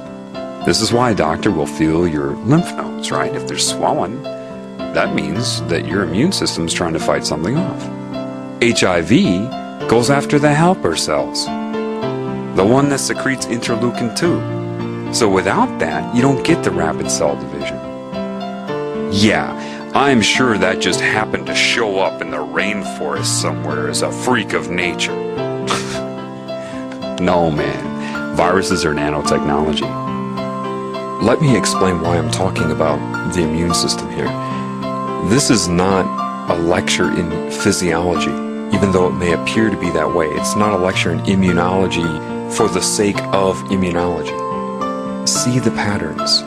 Why would I be talking about genetic recombination of a white blood cell? Because Earth has a similar situation going on, but just on a larger scale. So the people that are, quote, waking up are undergoing a similar process. The spirit can change your genetic code through resonance. Your spirit can do that. Part of you, your awareness, your understandings, your learning of this language is similar in its pattern to genetic recombination. what it's doing is better equipping you to handle the problem. Learn to recognize the consistency of life, its patterns throughout all scales. This is why I wanted to demonstrate for you that this exists, and if you know it exists in your body, why would it be any different on this scale? Part of your learning this new information, opening up your awareness and such, is part of a similar process to genetic recombination of a white blood cell, enabling you to help. Okay? Anyway, viruses add genetic sequences. That's what many of your infections that you pass off as a cold here or the flu there, they're actually changing your DNA. Yes. But how do you resist a virus? Well, I've told you this in the Healing Begins Now. If you forgot that, go back and listen to it. What's a carrier? You hear about carriers. Well, this person's a carrier. They're not suffering from the symptoms, but they're a carrier. Well, if you're a carrier, that means that your white blood cells obviously didn't consume the virus. They didn't eradicate the body of the virus. Otherwise, what do you carry? Generally, because the virus is just too small. It's too small or intracellular or something. But why aren't you manifesting symptoms of it? If one person gets the wart virus and expresses warts once and then does not express warts again, and another person gets it and keeps expressing them, what's the difference? The one that doesn't express it figured it out. Hey, this is doing all this stuff. Don't read that, basically. And then transmits that information throughout the entire body. Everybody, listen up. This genetic sequence, don't read it. It does this, this, this, and this. Ignore it. And see, the thing about a virus, if you don't read it, if you don't follow its instructions, it can't hurt you. Period. Well, same thing kind of with mind control. If you allow your spirit to be raised from the dead, if you allow love to come up and command the ego, it can permeate your subconscious realms, even if your conscious mind is unaware of it, and not read the input of a demon or mind control or all these other things. Do you understand? So what am I getting to then? Right now, basically the earth and the spirit through the earth has assessed this infection. What is it doing? How are people under this trance? What is going on? Because people are being used to consume earth. They're drilling up the oil, digging up the gold and silver, all the minerals and crystals and all these constituents that the earth needs for its body on its time scale. Humans are eating earth alive. All right? Because they're connected to a consciousness that is doing that, just like cancer cells eat you alive. They eat up your essence. You know, something similar like that, okay? Think of it maybe like scarlet fever. That's another way to look at it. You know, our DNA has changed. We were more simple as far as intellect before, but we were connected to so much more knowledge before. And they upgraded our cortex so that we could carry out the functions to eat the planet. Alright? This is where psychology comes in. Because they knew that if they upgraded our cortex somewhat, if we developed the ability to question, they've got to put out many of these fake answers. Alright? That's where the whole thing comes from. Because if you question, you're going to start to question, wait a minute, what are we doing? We're evil here. We're eating animals. We're consuming the earth. That's not right. So that's what they use mind control for. This larger consciousness, you hear about a queen. They worship the queen and all these things. Well, look at how a beehive works. Look at how ants work. They found that if you kill the queen bee or the queen ant, the ants don't know what to do. They're lost, they're chaotic because they're mind controlled by the queen. Certain creations, people, are not indigenous to Earth. They're creations of something that happened a long time ago, like even predators. Generally, there's no such thing as a predator. Life on Earth is crazy. But they changed the resonance. How hard is that? How hard is it to create a predator when you are like these beings or this cancer consciousness? You got to understand that DNA is not the same thing as the genetic code.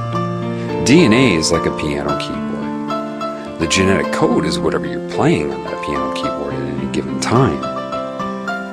To create a saber-toothed tiger, to create these early predators, they just either infected them with the viruses directly, changed their vibration, changed their resonance to create new traits and instincts. But I know that's not normal. How do I know that? Well, remember I told you that you'll have things that happen in your life that you can draw upon in retrospect to verify what you're going through right now, to guide you to the truth. About 4 years ago, I remember I was sitting there reading. And my cat was waiting by the door. His tail swinging back and forth, and he's just waiting there. He was waiting there for like an hour, excited about something, but very still. I didn't really know what he was doing, and I just kept reading. And all of a sudden I heard this pounce, and the squeak, squeak, squeak, squeak, and I'm like, oh my God, it's a mouse. He got a mouse.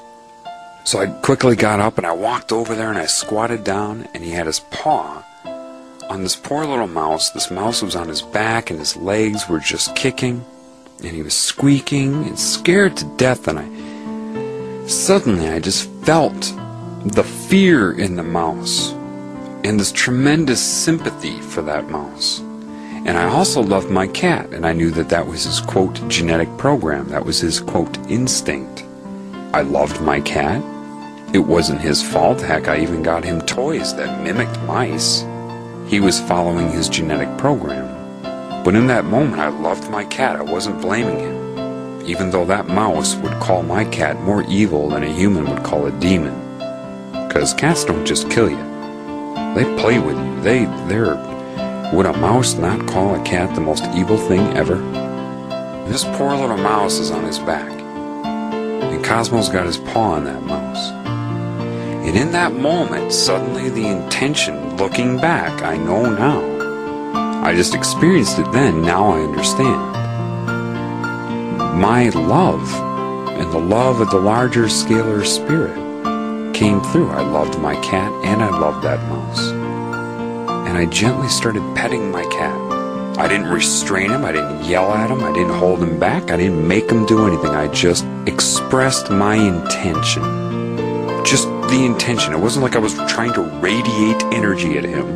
It just was what it was. And he picked up on it. I loved the mouse and I loved my cat. And then by himself, he took his paw off of the mouse. On his own. I didn't make him do it. And then that mouse turned over and slowly walked away right in front of him. And I was so proud of him.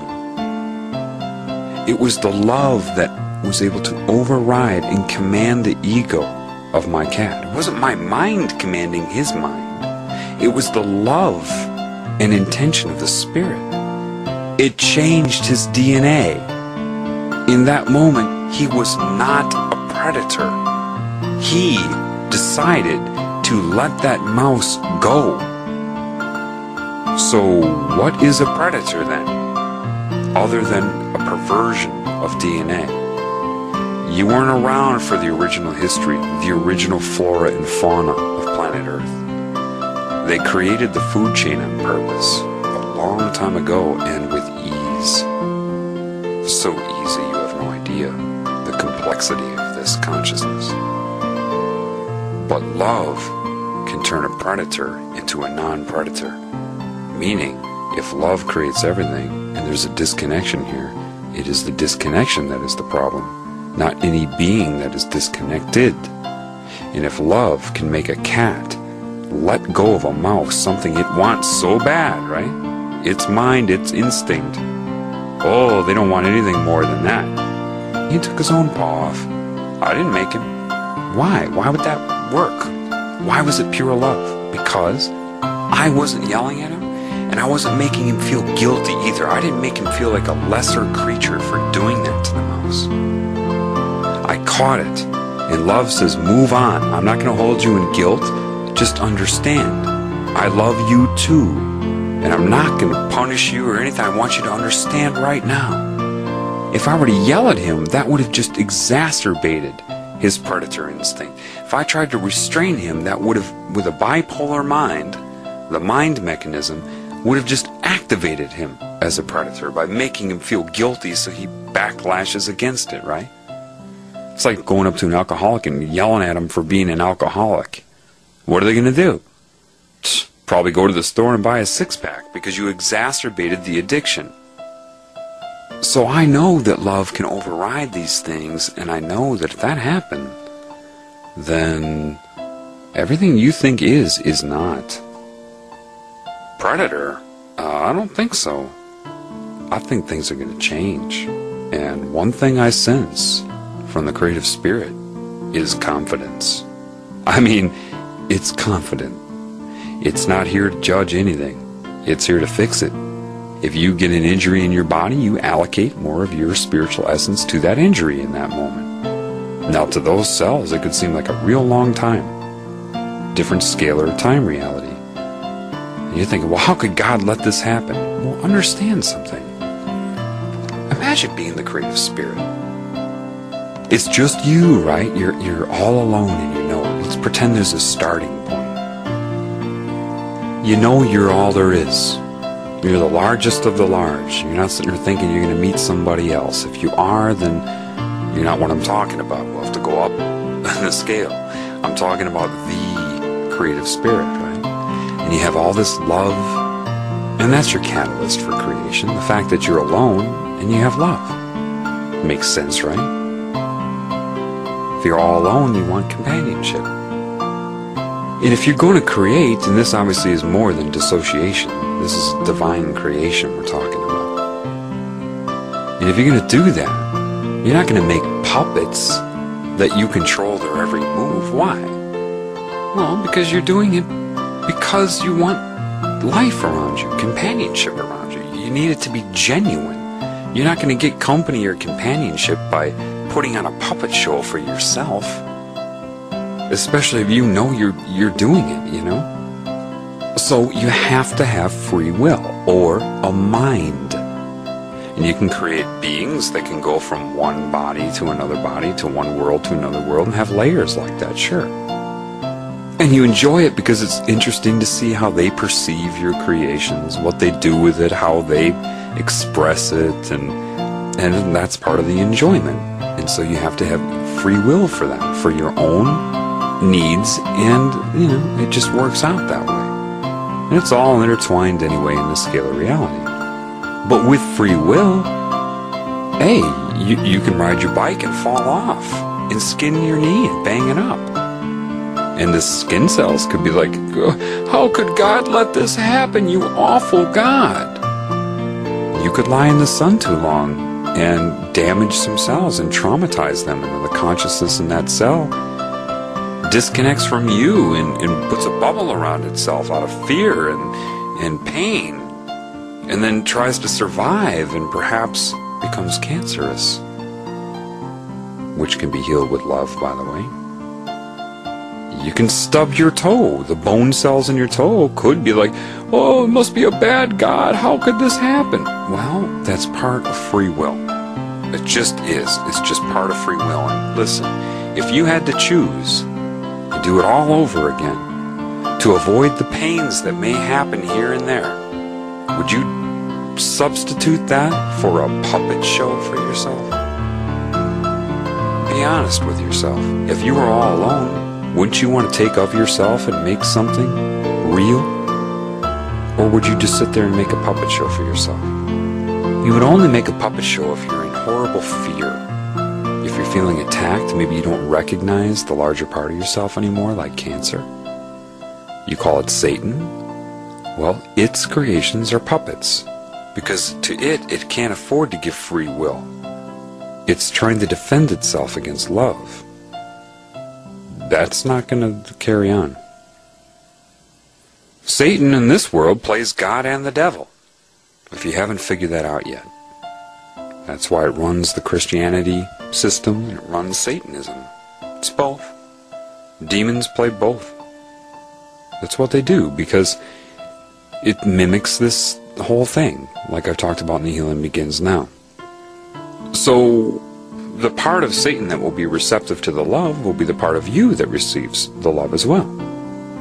The good part, right? Now, the good is not the same thing as the creative, calm spirit that is tremendously entertained and not bored, entertained and not bored, and totally appreciative and excited and aware. Satan still has the memory of what it was like. When we were connected to creation, I didn't do this, and I didn't do this, and I didn't do this. Maybe that knowledge could allow it to create a prison system like this. And so you've become like a tennis ball in a tennis match. They're hitting you back and forth between good and bad, black and white, right and wrong, sane, insane, the whole thing. Love is not this elated feeling. It's not fluffy-duffy. When you truly connect to it, it's very calm and very powerful. But you can have various emotional responses to it, which is your conscious individual experience of it, which is your free will, which is the excitement of being a creation. But that's your experience of it. That's not what love is. That's your experience of it. Life is a pretty cool thing, man. Now, some people think we're in a system of universal darkness, and this is all false creation. But that doesn't change anything. See, the sword of truth slices through all of that. The solution is still the same. Don't love a person's body. If that's a creation of darkness, don't love it, but love the spirit inside of it. Love the spirit that animates everything. Be an appreciation of it. And so, you need to learn this new language. How do you do it? Do you have to sit there and meditate? Nope. Become mindful of your thoughts. Why go out into nature? There's so much life out there. Remember that football game analogy? You put out 3 receivers on a play, and then there's 3 pass defenders on a play. You go out into life, into nature, and now it's like sending out 300 receivers and having only 10 defenders or something. They can try to intercept the larger scalar mind communicating with itself. But if they defend it here or there, it'll pop up somewhere else. Because animals have not been put through all of these things. Even the predators are even more connected than you are. Even they are, especially in this time. This is why it's very important to get out into nature. Very important. Because that's where the creative spirit is.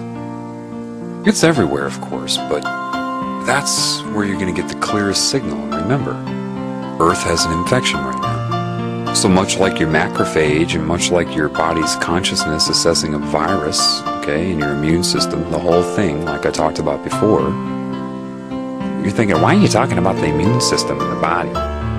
Come on, man. Expand your consciousness. It's all related. See the pattern. Recognize the pattern. Did you hear that train right there? Yeah. That was a natural anchor to what I just said to you. There's a man that pulled that train whistle right now. And the larger mind told his conscious mind that was time for him to pull. There you go. Just happened again. Now, remember, it's like playing guitar. At first, you're not going to play the chord very well. You're going to screw it up. But you're going to have to go through, if you need to, what I did. What is that? Proving it to yourself. You see, there's that train. The train's been communicating with me for 1.5 years. The train itself hasn't. It's real simple. I'll say, do it twice. Do it once. Do it twice. Do it once. I'll monitor my thoughts. Be very mindful of my thoughts. And pay attention. See when it is silent and when it's not. Now listen, it's not going to answer basic things. You know, if I'm thinking, should I have this type of cereal or should I have that type of cereal? It's not going to sit there and respond to that. But the most crucial things is what life will respond to. You have your conscious mind for your daily activities, for your little experiences consciously. But for the things that are important to Earth right now and to the spirit, it will respond to that because it's very important right now. So at first, you'll say, John's losing it. He doesn't know what's going on. But any spiritual elder on this planet would have told you, and I'm sure you've heard things like this before. Quotes like, there's never nothing to hear and never nothing to see. Yeah, because on one level, everything is you. Scalar reality. You maintain your whole body. What makes you think it doesn't go up higher than yourself? It's your beliefs that have limited you from noticing them. Psychology, media, school, the whole thing played a huge role in robbing you from your natural language. It's not a language of words, although it can utilize them. It's many anchors to your thinking, reinforcers that actually have been guiding you anyway. It's been guiding you anyway. That type of stuff has been guiding you from your subconscious mind and kind of guiding your conscious thinking. But you've had so many other things. Mind control implants. And let me save you the suspense. I know you think the microchip is coming. From what I understand, people have been implanted since the late 70s. But no need to worry about that. Love can overcome that as well. Understand, life is always speaking to you. And you haven't known about it because it's been too difficult to explain to the average person throughout the years. They just couldn't quite get it.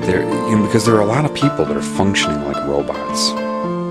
They have a mind just like you, but maybe their spirit isn't quite active like you, so they lack the intuition and the awareness. But you, if you have a strong spirit, and somebody else who does not, you both have a mind, and your minds will interact with each other. Remember, your mind's like this piece of clay on a potter's wheel. The train whistle is like something that comes by and just a little streak on the clay as it's spinning. Sorcery does the same thing. Why do you think they call Harry Potter Potter? That would be their little cryptic metaphor for a sorcerer, placing his hands upon the clay on the potter's wheel, molding the mind. But nothing molds that piece of clay better than love, and nothing has more power over the mind than love. Nothing. So, how does it work then when I say go into nature? It's so simple that people make it complex. It's true. Life speaks to you. Stop trying to project and receive from moment to moment. And what you're going to find is that it all happens way too quickly and it's way too coordinated to, say, communicate to a friend with conscious verbal language from moment to moment about it happening in that moment. But I've come into contact with plenty of people that were kind of psychic, and when that happens, because I've expanded now and I've kind of awakened in this process, a lot of our communication is just yeah, nodding, yeah, because it's instantaneous understanding. You're just psychic with one another. I've had a lot of psychic interactions. And then I ask them, are you getting it? They're like, yep. You can't really put words on it, can you? I'm like, no. Believe me, people, this is real. But it's not like some new upgrade. This is how you used to be. This is just normal. This is how every animal is. That's why I get a kick out of humans thinking they're the superior being. They're the only ones that don't know this, that can't take advantage of it because they've been disconnected. So you rely upon the mind's calculation and perception. And because you're not consciously aware of the communication from the larger scalar reality, you're not aware of the corruption or the neuro-linguistic programming. People may try to teach that. You can have somebody use that in practice, but they'll do it differently. Maybe they'll work with belief systems. So they'll say a few things in sequence to give rise or potentially give rise to a certain type of thought bubble, and then predict that and then anchor it, trying to mimic what normally occurs. Now, when a demon's doing it through a person, they're psychic, so they're not so much predicting as they are reading your mind and anchoring it that way. That's how they work. you've got to understand, if you sit there and focus on demons, then you're going to bring that to you. Some of us that are a part of this wake up, we got to deal with it. Okay? I've got one connected to me that's constantly communicating with me, infusing into my perception psychically. It's not as hard as you think. You see, what is psychic communication like if other entities want to put something into my head? Well, right now, for example, you have an auditory field around you, right? Maybe you have various sounds occurring in your room. Maybe you have a fan on, there's a TV in a different room on, which I would turn off, but, just different sounds going on. And you also have my voice, right? So I'm injecting my voice into your auditory perception. I'm adding to it. And you're decoding it and interpreting it with meaning. Alright, well, psychic communication is the same thing. It's the same thing, except it's not utilizing your sensory apparatus of the eyes or ears. It's just injecting it directly into your brain's perception. But it's the same thing. It's the same communication. So I can look at something, right?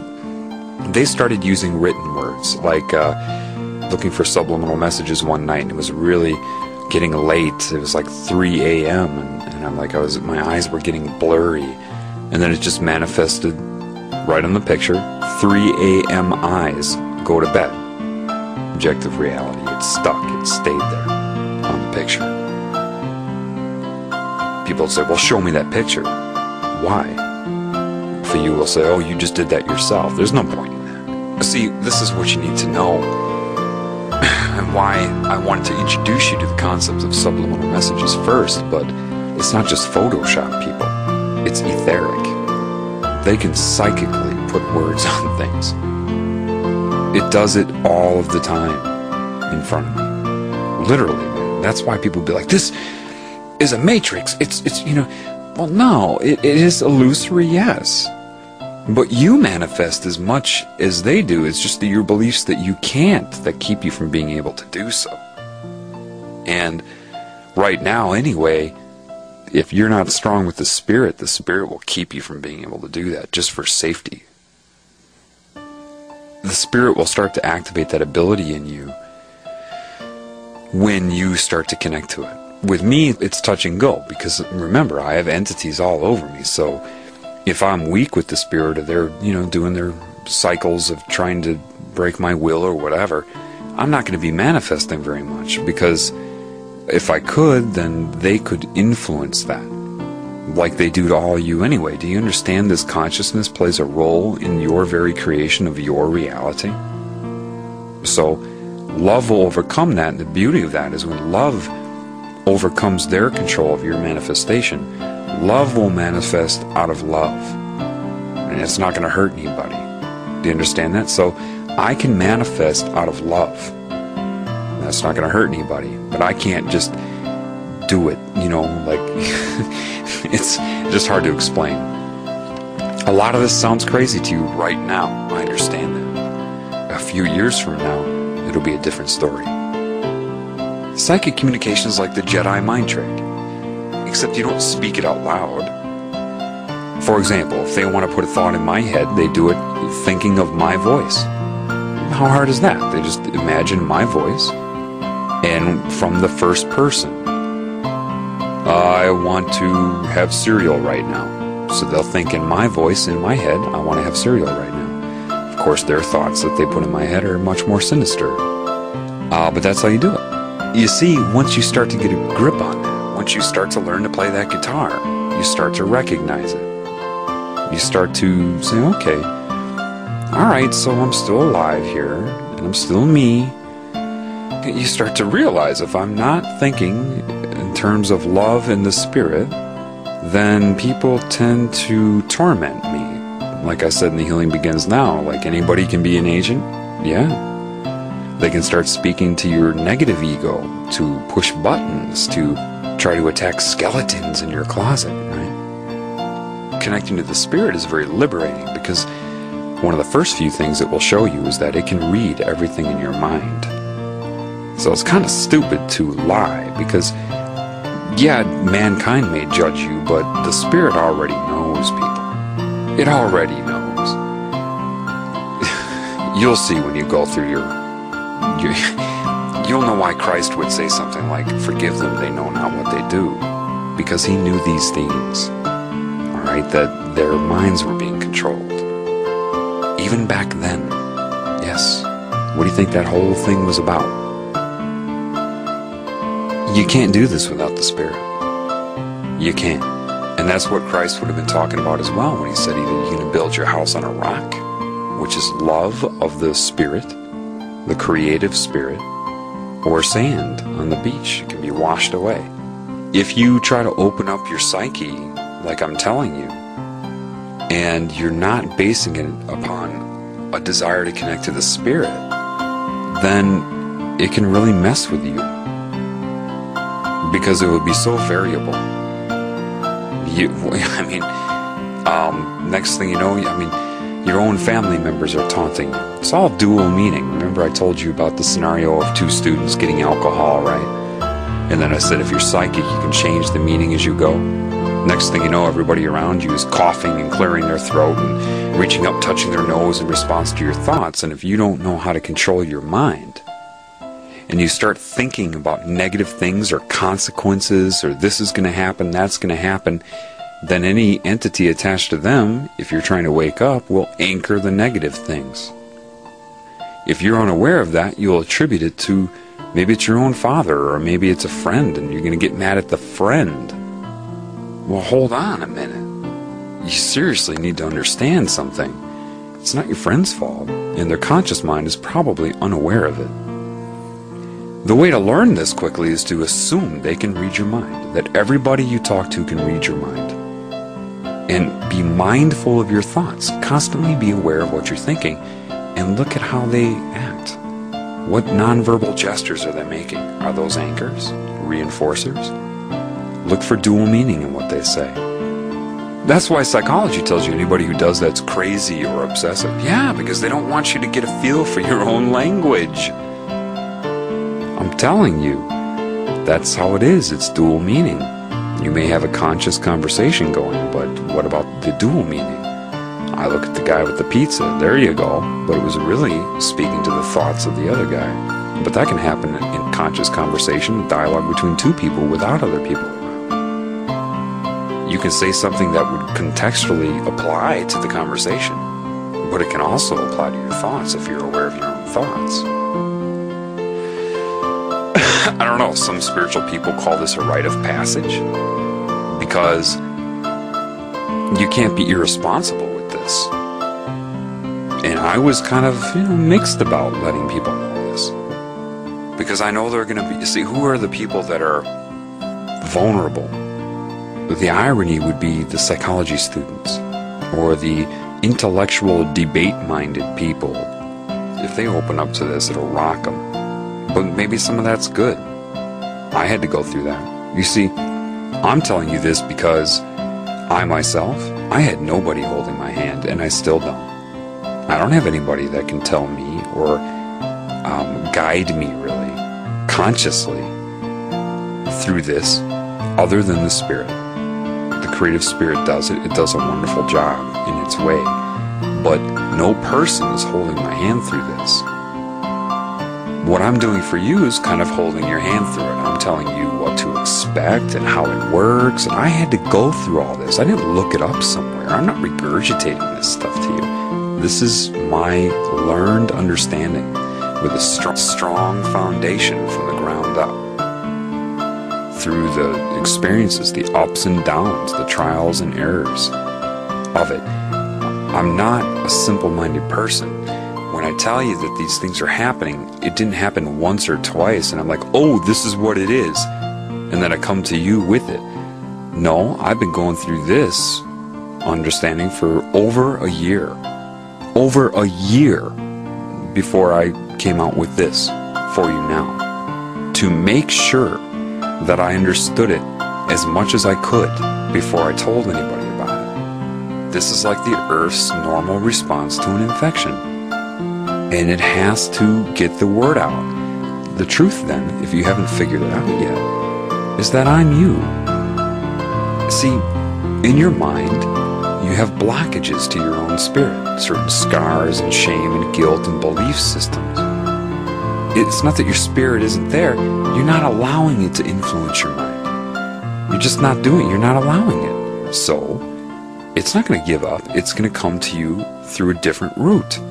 It's going to circumvent that and come at you from a different direction. So, you're hearing it from me now. I am you telling you what you will not receive from your own spirit inside of you. I am you telling you what you are not getting from yourself. And that sounds weird until you start to see for yourself. Philosophy is one thing, functionality is another thing. The Healing Begins Now was putting the idea out there for you, philosophically, theoretically. Now, we're going to make it functional. Why is this important? Because, much like you spread the information of whatever the pathology is of your own body during a state of disease, the earth is doing now, and the spirit is doing all of that. So, why do you need to know this language? First of all, on the internet, it's mostly disinformation. Now, I know what's happening, but I'm not going to tell you, because that's giving you a fish. Life can tell you. You can ask these crucial questions. Who is running the world? Who is really doing this? Is this theory right? Is this wrong? A bird will tell you. A dog will bark in response to it. Listen, you think I'm kidding now, I know. Or that I'm somehow delusional, right? You never heard the word delusional until it was forced down your throat. Does that mean that delusions don't exist? No. They do exist. Delusions are only if you have usually with trauma, where there's strong emotional energy attached to an experience, a thought, a fear, a concept.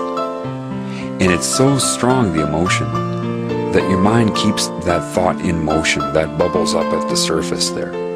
And it's so traumatic to you, or so emotionally activating, that it's always up there. And so as you go throughout your day, day by day, and experience different things, and that thought's there, you start to attach it to those different things.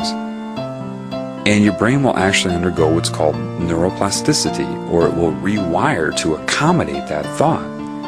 Now you're just on autopilot. See, entities can do the same thing. Mind controls can do the same thing. They can give you a true hallucination, or show you something true. But if it's traumatic to you, you will rewire your brain, and now they just got you on autopilot. They don't even have to do that anymore. You do it for yourself. So they can create a delusion. Mind control agents are experts at creating delusions. What's going on the internet? It's like that movie Naked Gun 2.5, where Leslie Nielsen was the umpire in that game, in the baseball game, and he was trying to keep that third out from happening, and there were already 2 outs, and the batter hit a pop-up, and the catcher was going to catch it. He didn't want that third out to happen. So he grabbed all those baseballs and threw them up in the air all at once, and now the catcher couldn't find the original ball. There was so many in the air that he didn't know which one to catch. That's what they're doing on the internet. Do you think the people that run the world don't know that that's your primary medium that you're using to try to spread the information? As if they wouldn't know that? You think they're not going to come on there as the average Joe? Some agent doesn't know how to make a YouTube account?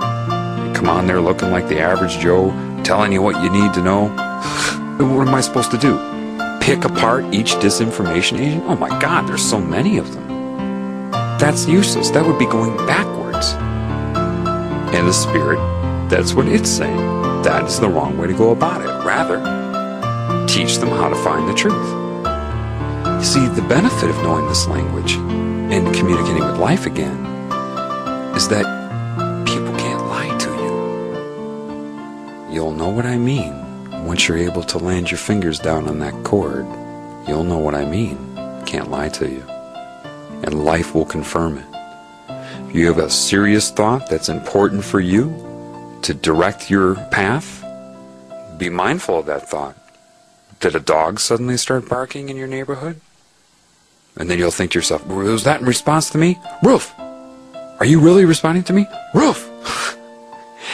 You know, what you're going to find is probably what happened to me. I tried to disprove it so much that finally the messages I got, like from people through their dual meaning, was, look, either you're going to figure it out or you're not. How long is this going to take you? You're freaking paranoid. Because I wouldn't believe it. I thought I was, dreaming all of you up. I thought, this can't be.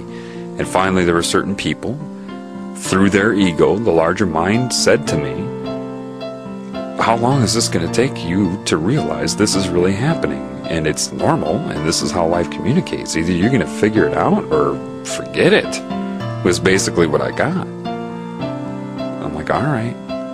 So I went with it. I mean, like, I'm serious, man. You can talk to animals.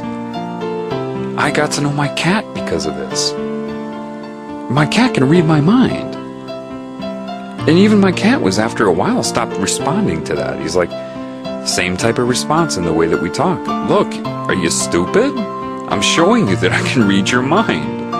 It's not hard. We all do this, that type of thing. I'm serious, people. That it worked out. Smack your tail once for yes and twice for no. And I didn't even have to speak out loud. I don't have to speak out loud. He can read my mind. And I learned a lot about my cat. Like, he let me know through yes and no answers. I would kind of, in psychic communication, like I would know what questions to ask based upon reading his mind, or sensing how to ask the right question to communicate. You'll know when it happens for you. The way he explained it to me was this. He can read my mind. He knows some of my words. But that's not what he's responding to. He's responding to the intent.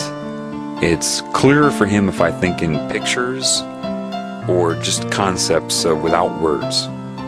It's more effective. Sometimes the larger mind speaks through him and he knows it. So they're fully aware. They're way more advanced than I am. I mean, animals a lot of them are just really in tune with this, okay? And he said also that his brain is not like mine. He has think of it like an Alzheimer's patient. He doesn't remember, like if I say, remember last week when we had this specific conversation about this and this, Cosmo was like, no, I can't remember those details. I do have memories that are important to me, but like details here and there, I'll forget. In 1 hour, I'll forget specific details like that. My brain can't do that like your brain. He recognizes that my brain has more memory.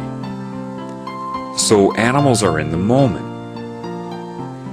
And Cosmo's very aware of the entities around me, and that the spirit is working through me and guiding me through this, and that this is happening on the planet. He's fully aware of it. And it's not just Cosmo. I've talked to spiders a few times. Like a spider came on my bed.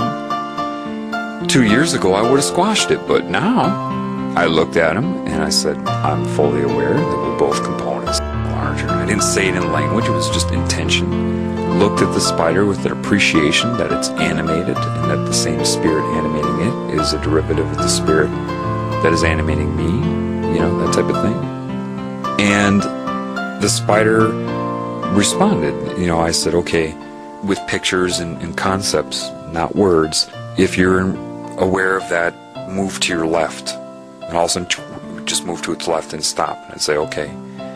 And the spider, same thing, said, yeah, a spider can't remember from one moment to the next. I mean, it has knowledge. It can access the knowledge it needs. But its brain is not going to store memories. In other words, the way the spider made me understand was like this. It said, okay, well, if I say, remember me from yesterday, how we got along, it's not going to remember that. So if, say, I got along with a spider yesterday, and so it didn't bite me because I was in the moment connected with it, it's not going to have the memory the next day. So I can't sit there and rely upon its memory and think, oh, it won't bite me because now we're friends. It won't remember that. So you have to be very in the moment with animal beings. Okay? That's what I learned. It's very interesting. Like there was a spider that was ascending to the ceiling. You know how they hang on their web and they move up? I was okay, I'm gonna connect to it focus my will on appreciation of it and communication with it. And then I intended for it to stop. It stopped. I said, okay, start. And it started. I said, okay, stop. And it stopped. And then I let it go. I'm not going to sit there and make it jump through hoops. I mean, it would finally be like, fuck you, I'm showing you. You get it yet? I mean, animals are really, sometimes they'll ignore you. If you can't get it, they're like, okay, you're fucked up. See, because humans are fucked up to animals. Because you don't know this. This is what I'm trying to tell you. This is why in The Healing Begins Now, when I say that a deer can mean different things doing the same action, well, yeah. It's this type of psychic understanding that you work out in the moment with the animal. Once for yes, twice for no, whatever. But don't make the animal do something that isn't normal or natural for it. If it likes to bob its head like a duck, then let the duck bob its head. Ducks do that. I communicate with birds all the time. Deer like to flap their tail or stomp or lower their head and bring it back up. You don't need to speak out loud. In fact, the less speaking you do, the better. And you don't have to sit there and meditate. Just do it. If you try to focus and meditate, you can actually inhibit yourself. Inhibit the flow. Ironically, but it's the truth. Like playing a guitar. If you try too hard, sometimes you can screw it up. Anybody that gets into the zone, you hear about the zone, suddenly it's like your hand's playing the guitar all by itself. You're in a basketball game and suddenly you can't miss your shots. The zone. Well, this is what I'm talking about. This type of zone. The other day I was taking a shower and I opened up the curtain to take a shower and there's a spider sitting there. Like I said, 2 years ago I would have squashed it. Now I just calmly was patient. I intended through pictures that water is going to be coming out. I didn't want him to get hurt or killed, so he has to get out of the bathtub. Then I waited. I was patient for him to sense my energy and all of that. And then finally he just got up and went right in front of me and went to a wall right in front of me. But it was just, the outside of the bathtub, and stopped there. And I said, that's fine. As long as he was out of the bathtub. And then I went and took a shower. Animals will respond to you. Can a spider tell you what's going on in the world? Yes, because of scalar reality. If the larger mind wants to communicate through the spider, it can. And the larger mind of Earth, which is a derivative of the spirit and the whole thing, knows what's going on. Do you understand? So when I say you can get the truth from a duck, from a deer, from a frog, from a spider, this is what I'm talking about. The larger consciousness of the planet knows what's going on. On the internet, you're hit with 10 millisecond flashes to program your mind. I made this video called The Walking Stick. I had my picture on there. They put freak under my left eye. It was so obvious. F-R-E-A-K. And that was it. I tried to show my picture to be diligent for people, but not if they're going to do that. I can't have you listening to this if you're looking at a picture that's telling you to think freak about me or crazy or this or that. That's why I changed The Healing Begins Now, because if there are words on that are getting in the way, I looked at that. The stats for it, over 1,000 people listened to part 1, but under 150 people made it through all of the 27 parts. And it dropped off. It just got lower and lower. And, people like Chris Crocker get 8 million views of his video. I'm giving out good information. And do you know that I have like 280 subscribers or something like that? Not even all of my subscribers got through that whole series. So I knew something was up, so I had to take my pictures off. But it isn't me that matters anyway. This idea that, some people talk to me like I said before, you're like a saint. No, man, I'm in therapy. I'm a student of the Creator. I'm trying everything I can to reconnect to it. The creative spirit is the teacher. I am not. I get the lessons and I relay them to you. But I am not special. I'm no more special than you. I was totally corrupt for most of my life because of the demonic control of my mind throughout my life. And I thank the spirit for pulling me out And yes, it's not easy, and it's up and down. Sometimes it's very traumatic. When I was first awakened, my whole life turned upside down, man. You don't understand how your reality can be changed. Literally changed. Not just third dimensional either. And like I told you before, I had nobody holding my hand through that. I had to work through it with the creative spirit. And it's tough. It's tough. I'm not telling you this stuff's going to be easy. Because it isn't. The earth is under an infection. You're going to have some resistance. But what you will find as you start to learn to play this guitar of life is that consistently, the more you connect to love and the spirit, the less this type of thing antagonizes you. You already have good and bad in your mind. You already have positive and negative experiences in your life. When you open up your perception, yes, it may give access to entities to try to bug you through dual meaning, through people. But you also get the positive too. So you're expanding. You're still, the mix is pretty much the same anyway. Alright? You're expanding your consciousness. You gotta know. You gotta know now, because this is how the information about how to fix this and what you need to do is going to be spread. Through the language of life, not the language of the internet, where you're not sure what is right and what is wrong. Because humans are very easily possessed by entities at any given time, and their mind taken over at any given time, seeking humans for your primary source of information will not be wise. Okay? Because demons are very crafty and they can mimic good intentions. But when you're out in nature, there's so much life out there, they can't cover that many past receivers. You know what I'm saying? They just can't do it. And don't accept one answer. You'll start to be in tune with nature's response. A crack in the ice in that right moment. The crack in a tree. All these things you'll see. Your whole reality is you on a larger level. So it will respond to you. You've just got to know that. You have to open up to that. And you have to play with it for a while, because at first you'll be like, no. And then it'll be like, oh my God, this can't be. Pretty soon you realize it's not coincidence. All these knocks you're hearing in my house right now, those are entities speaking. Those are spirits. There's a lot of spirits around me, and they're not all demons. They're involved with this as well. And they're not all demons. They're involved with this as well. Think of it like if you like scientific protocol, fine. I mean, it's only logic to say that if the question's very important, then perhaps it's good if you ask that question to nature at least 100 times over a week to see what answer is most consistent as you learn this language. Don't just take one or two responses. Alright? Just feel it out. Get used to it. This is the language of life. And like I said, this is the origin of neuro-linguistic programming. Studying neuro-linguistic programming would not teach you this.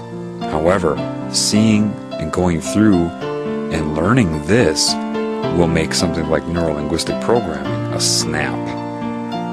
You'll understand it completely. You won't have to study it. In fact, the information about neuro-linguistic programming is so dumbed down and so stripped down.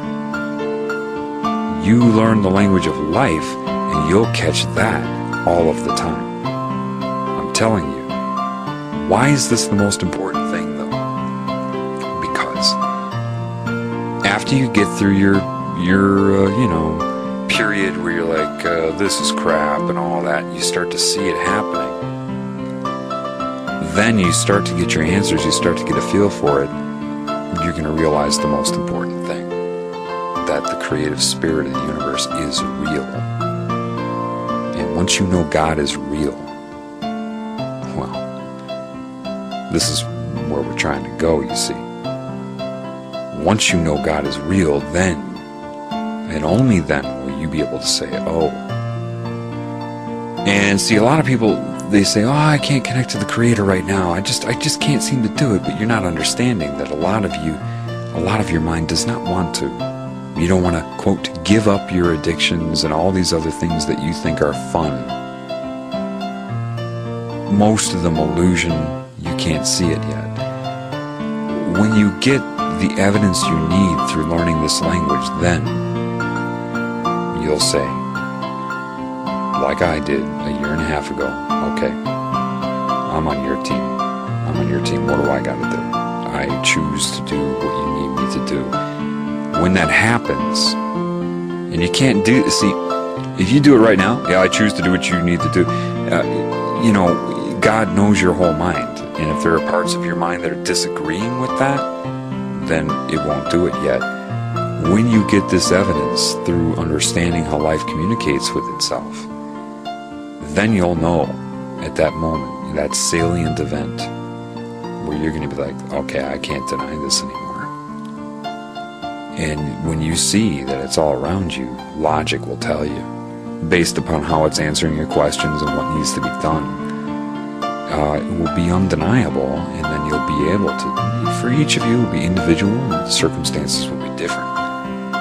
But when you make that decision, okay, I'm doing what you want me to do, I'll go through your rehabilitation, your therapy, your guidance, whatever, then the Spirit will lift your veil. When your veil is lifted, you'll know it. There's no reason for me to describe it right now. But put it this way, people will suddenly be asking you, how do you see these subliminal messages? I can't see them. You're right. See, I couldn't see them for the first 33 years of my life either. A lot of them are etheric. And when your veil is lifted, not only will you be able to see that, you'll be able to change your perception. Most of you will be shown a demon. You'll go through a procedure, you'll see what it is when it happens, of the altering of your dimension, so you see its nature, and you'll have to deal with that, and it needs you to deal with that, kind of like flooding in psychiatry. If somebody has a phobia or a problem, the Spirit is likely to flood you right in the beginning, especially with this language, the whole thing.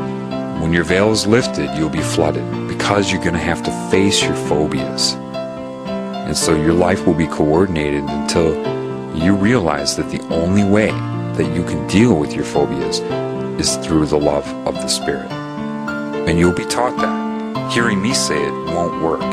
You have to go through it, and you'll see that. Each person has a different phobia, or many of them.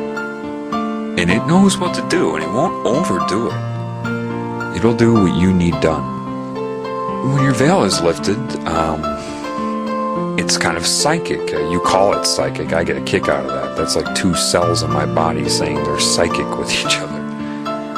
Yeah, okay, they're both me. But okay, if you want to call it psychic, fine. Whatever. But we'll use psychic to communicate here. That's what happens. All right? It will put two and two together for you. And you will be an active participant in that. You'll see, you will just know. You will not be able to be lied to anymore. You turn on the TV, you will see. You will see 666 everywhere. You will see what you could not see before. And you'll see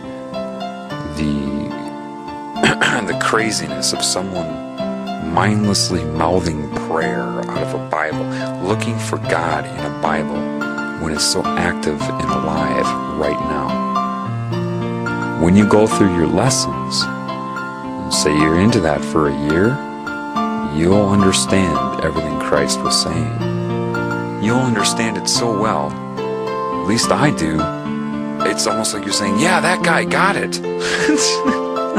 And you'll see that, a lot of things were omitted. There's a document someone sent me recently, like 3 weeks ago, that I read for the first time. I haven't really read much of what Christ was talking about, because I was getting the lesson from the Creator, man.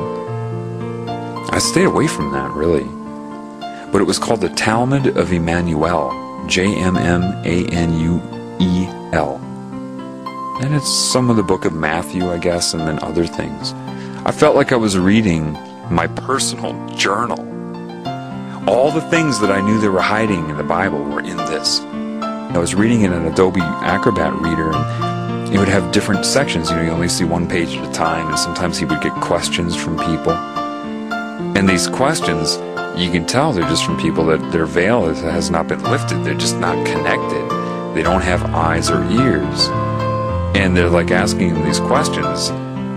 And I'm just thinking to myself, oh man, these people, they just have no eyes, no ears, and they're just, what a joke, you can't even answer that question the way they're asking it to be proven. And I'm like, what did he say? And I scroll down, he's like, you have no eyes, you have no ears. I'm like, oh my gosh. Because, once you're knowledge, you need to be prepared for this. When the Creator lifts your veil, your intelligence is going to skyrocket in a lot of ways. As far as your awareness and what's going on, it will make it very difficult for you to try to communicate with the average person, because their questions will be so crude, even though in the mainstream they're considered academic and intellectual. You'll see people try to use words that they think are smart and how they structure their sentences and following these protocols. Pretty soon they'll just be like an open book to you, and you will become tongue-tied, because the knowledge that you will have will be so far above what they think is knowledge, being a quote intellectual, that you won't know how to deal with them. All I can tell you at this point, I tried that, it just always turns into arguments, because these people refuse to connect to the spirit, or they think they are. I don't know, but it's like I'm talking about apples and they interpret it as oranges and then want to argue with me and say it's not oranges, it's pears. You prove to me why it's oranges. Well, I'm not talking about oranges or pears, buddy. I'm talking about apples. And I can't talk about apples in the language of oranges and debate against pears. I just can't do that. I'm telling you, I keep coming back to this. Discrediting? Will they try to discredit me? Sure. Of course, man. Why do you think I keep telling you, don't seek me for the truth? If they make you hate me, and you attach everything I'm telling you to me, well, they've just programmed your mind now, haven't they? Now all the truth I've told you, it's linked to me in your head. I told you, it's linked to me in your head. Why do you think they discredit in the first place? I'm telling you, I'm not your teacher. The creative spirit is. Let's see them discredit that. Especially once you learn this language, it will be undeniable. And once you fully start to connect to the spirit and work with it and learn to play that guitar, forget it.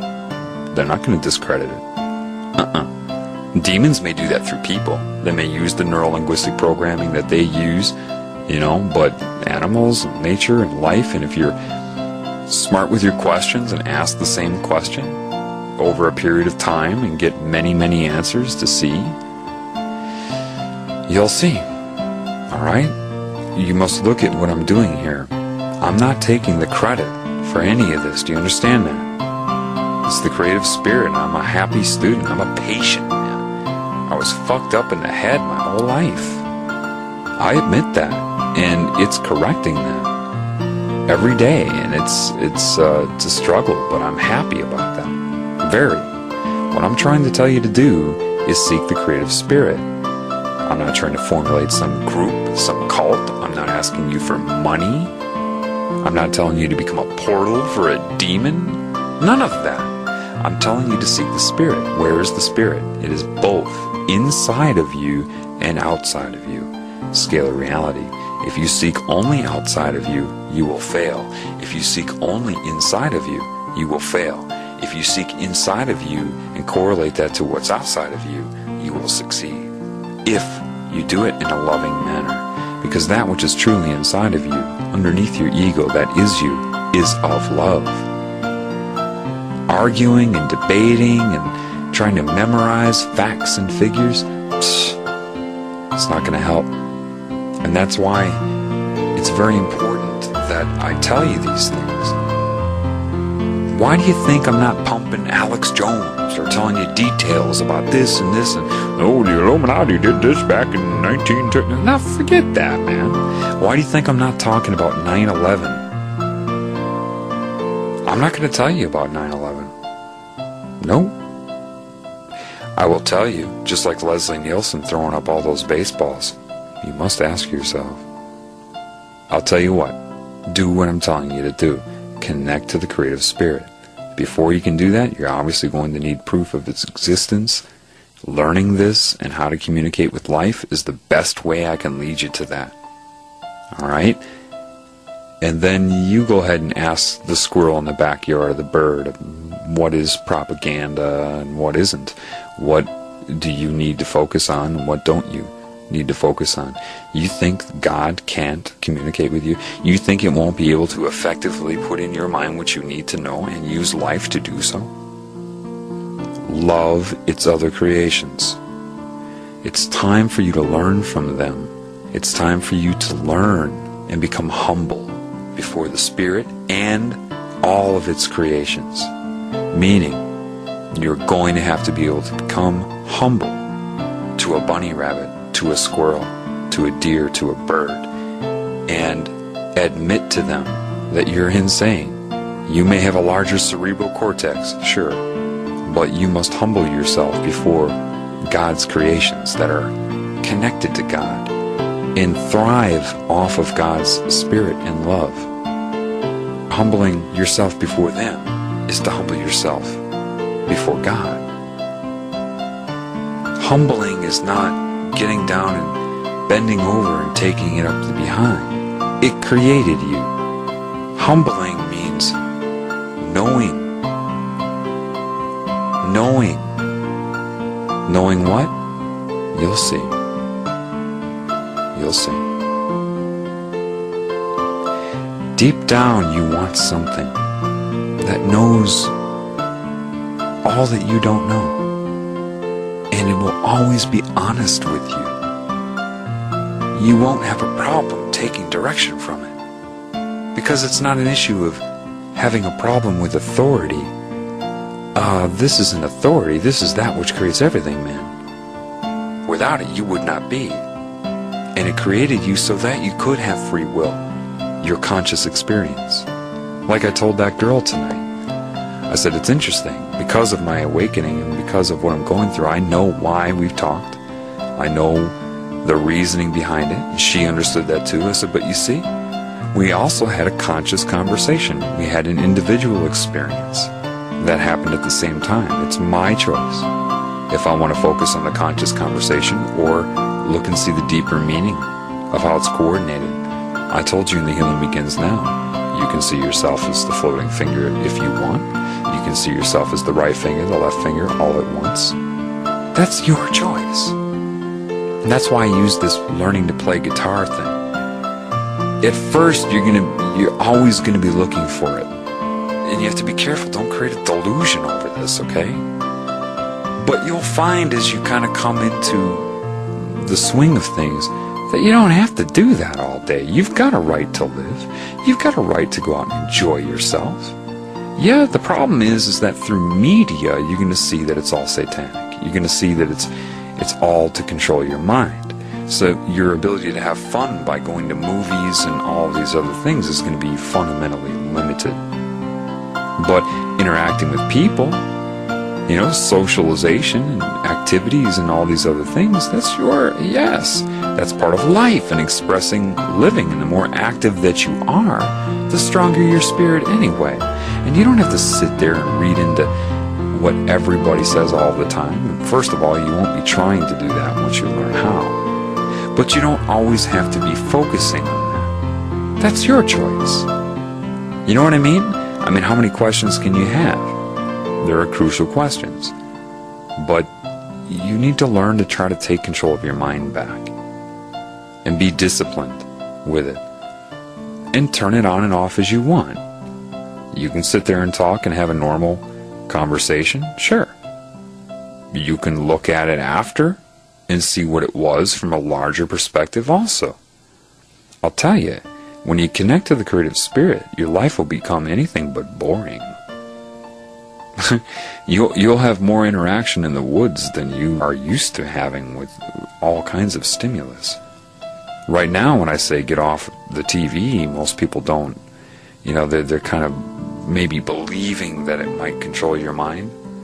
Yeah, wait till the spirit lifts your veil. You'll see why I didn't bother telling anybody. Some things, You just need to see, man. When your veil is lifted, magazines are going to look a little different to you. Now, I took baby steps with people, the subliminal messages. That is nowhere near the reality of it. But I'm not going to get into that. The majority of people are completely mind-controlled from the subconscious, from moment to moment. They don't even know it. They don't even perceive it. So, as you wake up and come out of the state where you were mind-controlled, it will be, rough waters for a while. Expect that. But you must build your house on the rock, not the sand. That rock is the creative, loving spirit of everything, the essence of life. Love is life. A lot of you will actually be scared of normality, that you're actually part of the spirit. Oh, this is traumatic.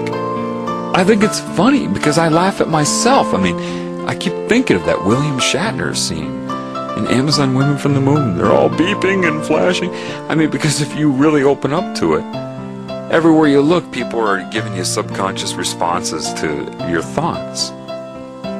And I can see certain people going through that, just like, but that's when you try to recalibrate. And I'd say pray to God, but that's not the way to say it. Most people know what prayer is. You don't have to mouth words, man. You just have to focus on why you love. Now, the biggest block to God is guilt and shame. That is the huge one. You're in a situation where they've got you duped into this reincarnation cycle. You get entities and mind control manipulating your mind to do things your spirit would never do. I don't care if you're a serial killer on death row right now. You didn't do any of that. You'll know when your veil lifts who is really doing that and how they're doing it. Forgive them. They know not what they do. Yeah, entities, cancer. I told you about it in Healing Begins Now. That's theory right now. Wait till you see. Get rid of your guilt and shame. Some of the most loving spirits are hit hard early in life to take away their self-esteem, try to pervert them, corrupt them, make them hate themselves so they can tabulate everything. And you have got to understand your personality and your ego. You're like Russian dolls. You don't just have one body, really. You're like a body inside of a body inside of a body. Well, the body, the energy body inside of your body right now, that's where your mind is. That's where your ego is. People say, no, that's in the brain. No. The brain's kind of like a radio receiver. A radio receiver receives the signal. And so it may process that signal to carry out functions in the body or interpret it and kind of coordinate your mind with your eyes and ears and tongue and nose and your physical senses that'll light up on an MRI because of that. But your mind is not in the brain. Even if the brain lights up during certain thoughts, it is a conjugate to your mind, but that is not where your mind is. So, when your energy body leaves your body, your mind is there. The trick is they dupe you. They either come to you as God and tell you how bad you were, and don't tell you that demonic entities did all that shit through you, and then give you this ultimatum. Well, now you have to reincarnate to learn your lesson because of this, this, and this, and now you must suffer all of the things that you did. And they never tell you that it was a demon doing it through you. So now you become a victim. Do victims tend to become victimizers later in life? Oh yeah. So now they got you again. And the idea is to keep you in this cycle, to break your will over time. I've told you about that in the Healing Begins Now. So you need to know for yourself rather than hearing some guy like me tell you, okay? Learn this language to life. I know this was a lot to take in, again. I know. But this is what any spiritual elder knew. And let me give you a little hint. Time is not a factor. For example, you could watch a video of something that's like 5 years old, 20 years old, and that channel is open. In other words, a lot of people weren't psychically trying to talk to that person on the video. They'll respond to you the same way. This is how I learned it, man. I had to go through it. Reach up and touch your nose, I would think, and they'd reach up and do that. Grab your left earlobe, they'd reach up and do that. They'd run their hand through their hair. But they won't jump through hoops for you. It's like either you get it or you don't. That's how I learned that demons were controlling women in porn, while their spirit was in bondage underneath. Like I said, anything can come up and mold that clay. The ego is the clay, and different things can speak through it. So that's why people can be conflicting, do you understand? Sometimes a demon could speak through someone's ego, and sometimes their spirit can. Duplicity, that's where it all comes from. That's what the spirit showed me. It had me watch porn on purpose and said, look, oh yes, you were masturbating to that, now look. It lifted my veil and showed me through my mind's eye what was happening. Demons were controlling her body like a puppet and the man, and her spirit was in bondage saying, I'm being tortured right now. They're controlling these bodies like puppets so that humans watch it and think that other humans want to do this. There are subliminal messages saying this is hot and I love this and all of this, and people are like, oh yes, this is obviously other people are doing this. And I mean, they're totally destroying the connection to the spirit. But again, I'm not going to even go off on that. I'm not going to answer questions about that either. Either you choose to connect to the creative spirit and have your veil lifted, or you don't. I'm going to stop answering questions. The specifics like this, if it's something that you can find out by connecting to the spirit that creates everything. Do you understand that? I'm not your teacher. I'm not going to make it so you're dependent upon me for your answers. That's ridiculous. Absolutely stupid. It would be ridiculous. I am no longer going to answer interrogative questions about what I'm saying. If you would stop being lazy and wanted to connect to the Creator, if it's something you could find out by doing that, and of course you can find out everything by doing that, because all I'm doing is going against the creative spirit by doing that. You obviously need to connect to the creative spirit. This is very, very important, okay? And if I keep answering people's questions, well, how do you see the subliminal messages? No, done enough. I gave a pretty good presentation in that YouTube video of subliminal messages, almost 30 minutes, explaining that. The rest is up to you connecting to the creative spirit. If you really want to see the subliminal messages, I mean the real ones, you have to connect to the creative spirit. Read the Talmud of Emmanuel. Now, even though there's some disinformation in there, even Christ said in that, they will try to call me God and take my teachings to promote their occult practices. That's Christianity. He gives the credit to the creative spirit. And if you're hooked on religion mind control, then Christ gives you an out. He says, denying me will be forgiven. Denying the creative spirit of life will not. He gives you an out. So if you think that you need to accept His name, which you don't know what it was anyway, as your Lord and Savior, first of all, that's worshiping the dead. His personality was not your Lord and Savior, and He was claiming the whole time. Ironically, I can't believe I read this like 3 weeks ago. I felt like I was reading my journal. He didn't take credit for it either. He's saying the same thing. People say, what do you think? Are you saying you're Christ? Oh my gosh, you're not getting this. No, I'm saying we have the same teacher. Why would the truth change? You heard that soon you will all be as He was. That doesn't mean you can have His personality. That means connecting to the creative spirit. It's available to all of you. Do you understand that? And He said, He's not special. Not without the creative spirit, He's not. If you want to call it Father and, the jargon used back then, fine. But He talked about the creator spirit. And He even said, any group that calls themselves God's children That's ridiculous. And I had been saying that. I mean, that's to be God's chosen ones? No, that's a cancerous. Anybody who says that, any group who thinks they're better than other life, when Christ wouldn't even think he was better than a spider. That's... When your veil's lifted, there will be no more questions. You will know who is doing what. You will know. And they cannot discredit other people. Because the truth is, the answer is right in front of your face, and it always has been. You're just under mind control to not see it. It's kind of like cloaking them. When the creative spirit lifts your veil, you'll know, and it will be very emphatic with you. This is why you need to know the true language of life. You need to connect to the Creator Spirit.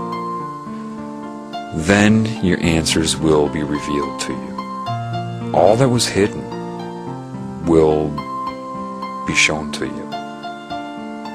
It's more than philosophy, man. I mean, I'm talking right now. Right now. No. Right now.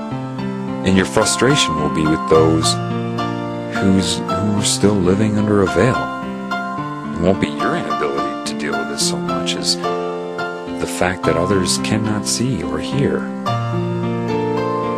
Having eyes and having ears means to be connected to the creative spirit and to know this language, and you can only functionally use this language through the creative spirit. Then it will put knowledge into you, and you will know. You will just know. No matter how glib somebody is talking to you, no matter how strategic, even if they're using neuro-linguistic programming, you'll catch it from moment to moment. You'll know. Now, one word of advice, okay? When you're dealing with humans and you're thinking, oh gee, I'm reading into what everybody says to me. Well, remember, that's your choice. You don't have to always be looking for it, and I'm not saying reading into it. But if you have a significant other or some sort of spouse that you live with or someone you're around all the time, please listen to this together. Alright, so you're not bugging them. If they don't know of this and you're sitting there and say, oh, you just said this to me and that to me, you're going to drive them nuts. And another thing, their conscious mind won't be aware of it. I got news for you. You'll think it is because they'll be so precise in response to your thoughts. You'll think that it's a body snatcher or something. Some alien took them over and is reading your mind, or the demon's reading your mind, because it is so precise. You'll see you're not conforming what's happening to some sort of belief system and delusionally making it true in your mind. No, it'll be far too specific, and you'll know what I'm talking about when it happens, okay? But if you say it to their conscious mind, your spirit just told me this, or the demon around you just told me this, or an entity through you, or the spirit, the grand spirit, the total creative spirit just told me this, they're not going to know it. Not yet. Not until people repair a little bit more. But right now, their conscious mind will think you're absolutely nuts. So, if you're with somebody, or you have a partner that you live with, listen together so at least you're both aware of what I'm saying, so that you don't upset each other and don't nag on each other all the time. Wisdom is not overreacting to everything that happens. If you're going to sit there every minute and be like, you just coughed in response to my thought, okay, when you start to learn this, maybe that will be interesting for you and you'll want to bring it up. But people, if you get a couple months into it and you keep harping on each other, you're not wise. You should have learned by now that it's just natural. Just part of your existence. And you're going to go through stages. You're going to look around and sometimes you'll start laughing because you realize that everything you look at is you on one level. And you'll see other parts of you arguing with themselves. It's like I said tonight. I told that girl that she met me because she needed to get over the fight with her husband. I knew that inherently was put in my head. Because their argument, their tension, their anxiety has a scalar effect on the larger existence that we make up. And it's just that simple.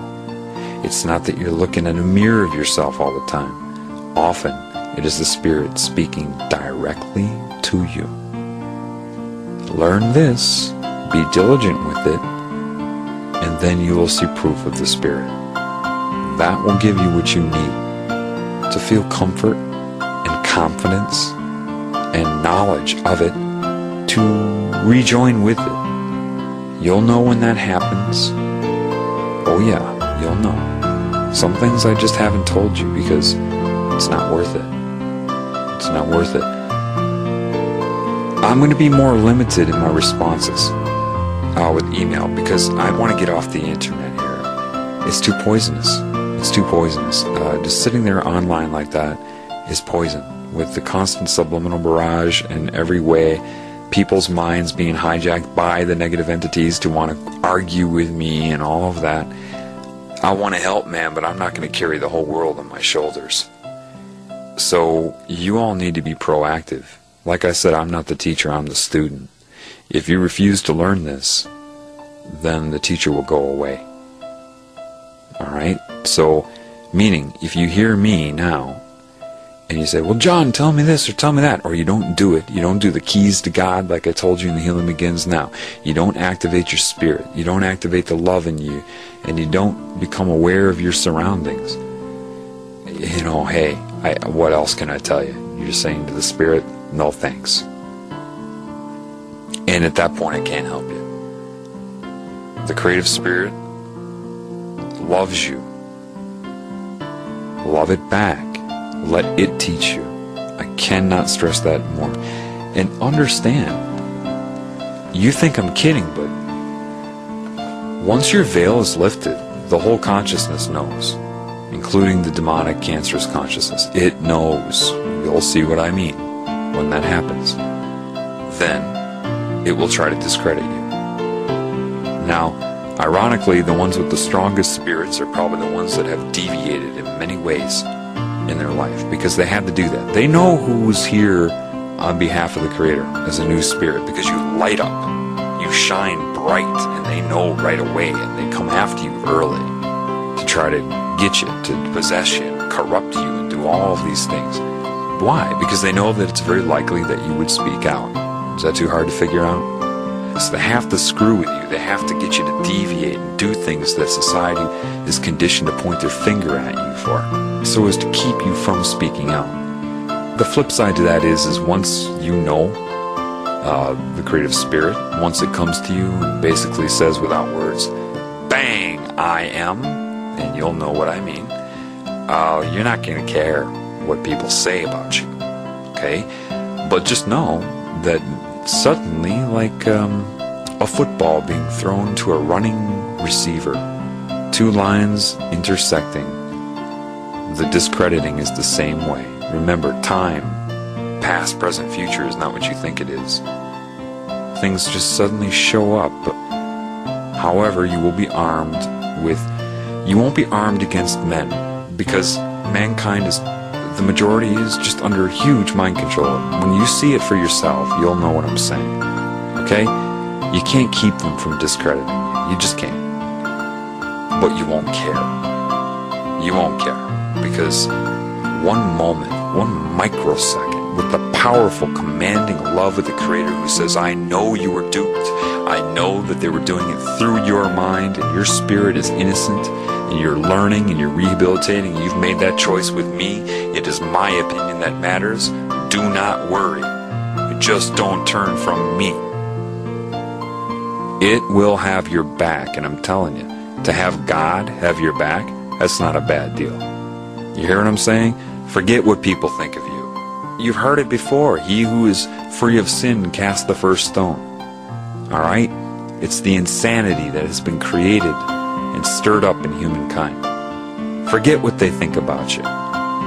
Just love the creative spirit. I'm telling you. No matter how weird it gets, no matter, and you'll be tested too. I was. Things might be allowed to happen to you. And you'll find that you'll seek answers.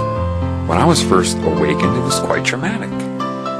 I tried to handle it. I'm going to buy tourmaline, and I'm going to buy this crystal and that crystal, and orgone. Yes, I've tried orgone. Didn't work.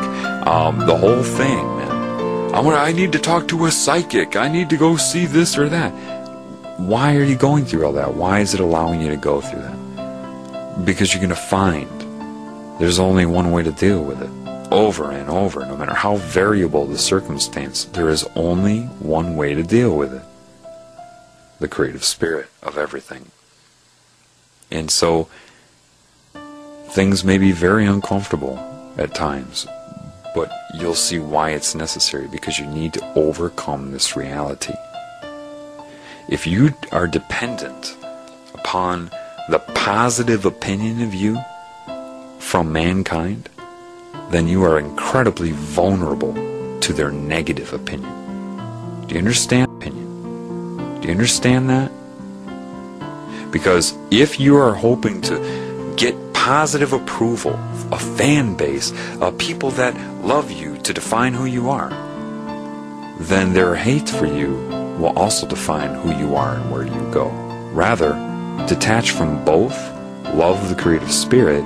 That means you will appreciate all the creations anyway and love them in the moment. But you should not, and never ever should, need their approval to define your creation when they did not create you. The creative spirit did. And it's active now. Things are going to change. I'm doing everything I can to guide you to it and try to protect you by keeping you away from this organized religion. However, I don't know if Christ existed, but a lot of the things that he said, you are going to find out for yourself that they are true. You will finally understand the parables. And you will know that it's the lesson that mattered, not his name. Jesus is the way. No, his lesson was the way. If his name was the way, what were the lessons for then? Why didn't he just come say, yeah, accept Jesus Christ, your Lord and Savior. Okay, thanks a lot. Take care. His lessons and his demonstration of integrity, he didn't die for your sins. He died because of them. To try to demonstrate that he loves the creative spirit of everything more than his own personal comfort. That's how beautiful the creator spirit is. More specifically, that's how beautiful its intentions are.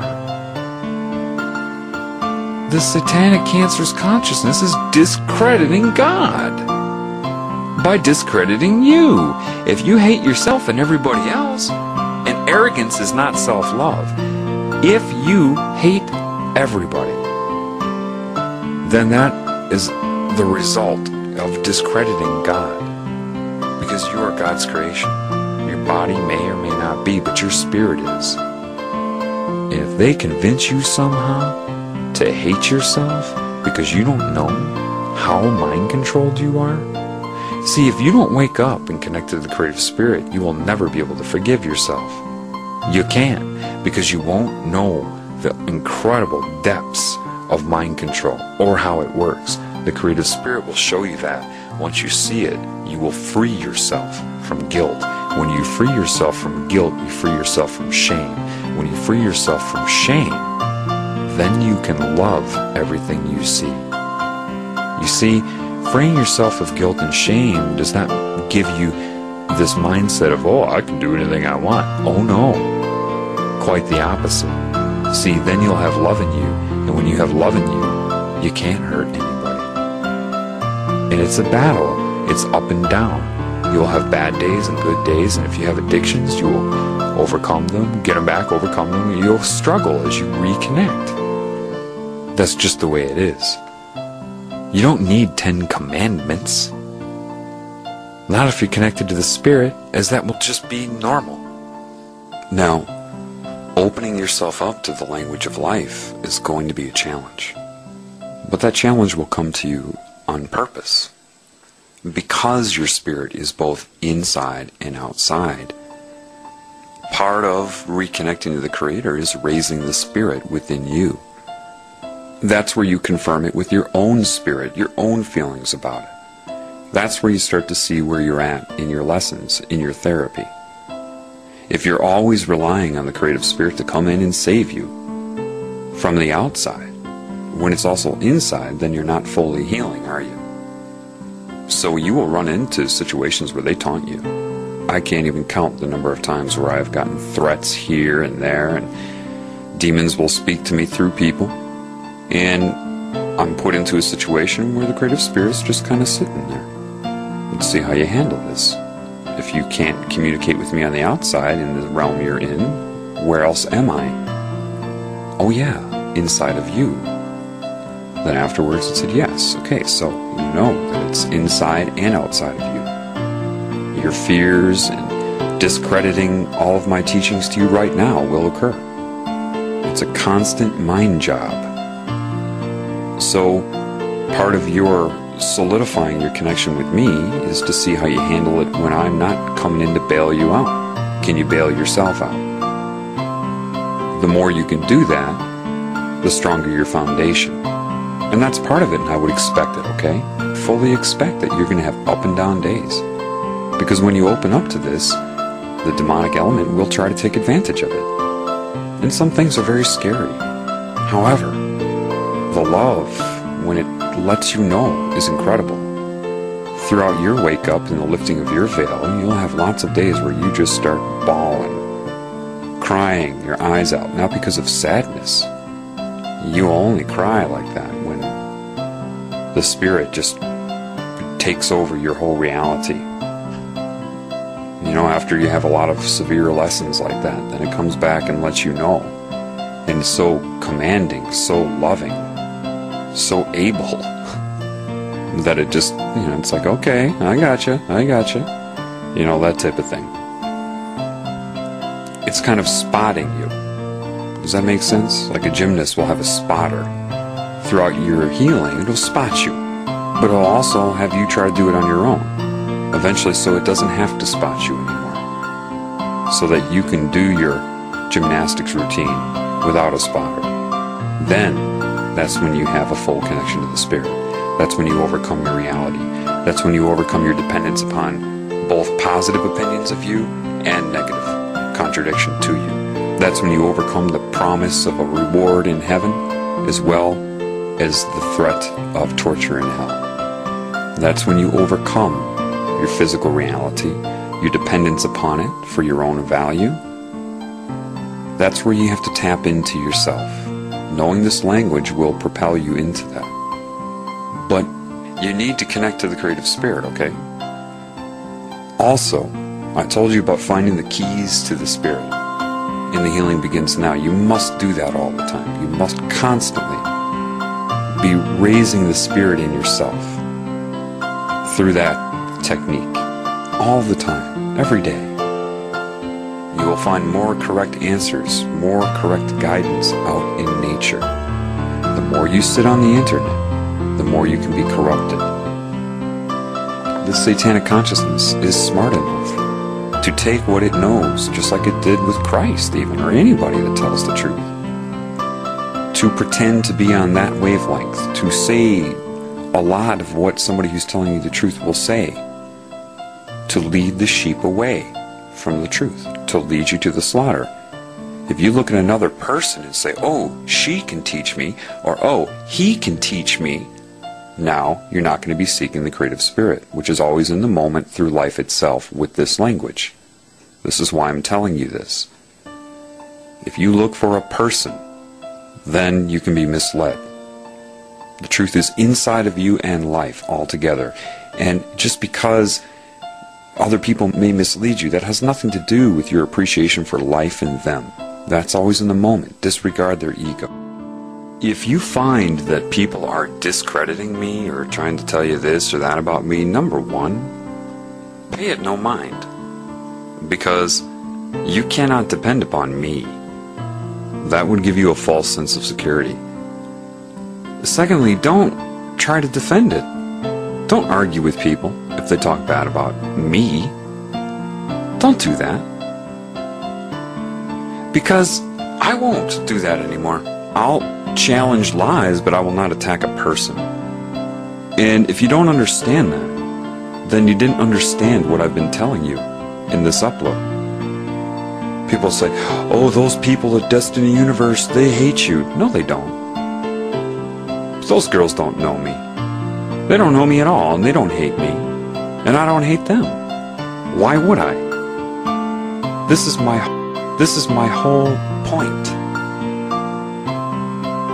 Everybody is connected to this, some people more than others. They're what you're trying to heal. Understand that that girl will say, oh, he's crazy. Because her, you know what? Her conscious mind may not even be fully aware of these things. You've got to understand that. If I went up to her and said, yes, do you know that your spirit actually told me not to listen to you and that you're in bondage? Her conscious mind would probably be like, you're nuts. Psychic communication is way too fast for you to try to discuss it that way anyway. Just be mindful of it. Forget about that. Just, what do people need? They need to be needed. They need to be acknowledged. They need to be loved. Forget about their personality. Observe it. Have a conscious interaction with it, sure. But never forget that no matter how calloused one's personality may be, no matter how much they seem to hate you, no matter how hard-assed they are, inside is a child. Inside is a being that needs love.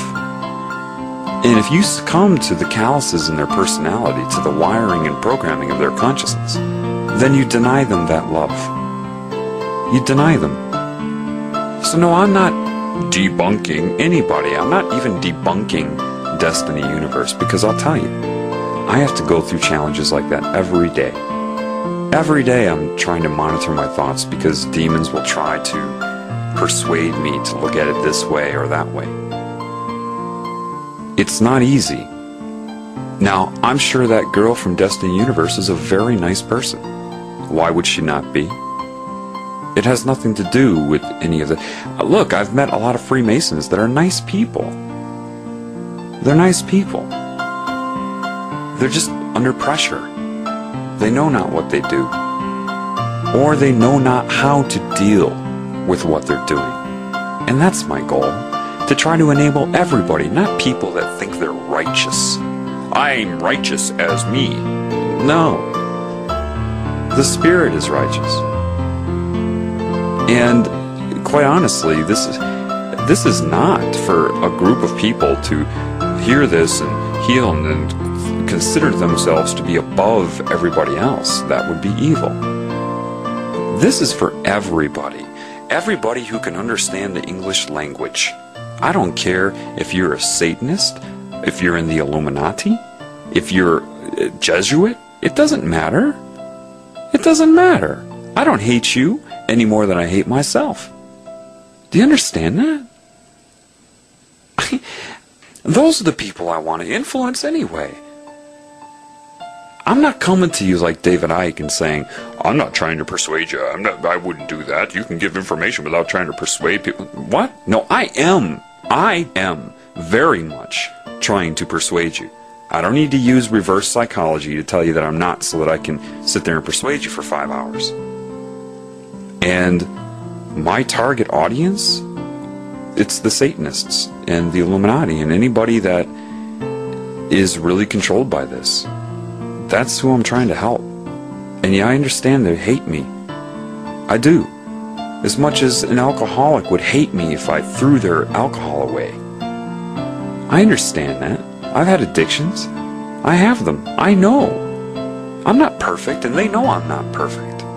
Hopefully that will make me credible in their eyes, to see that I admit that I'm not perfect. And I'm not saying to them, I am more perfect than you. I'm saying I'm struggling, man.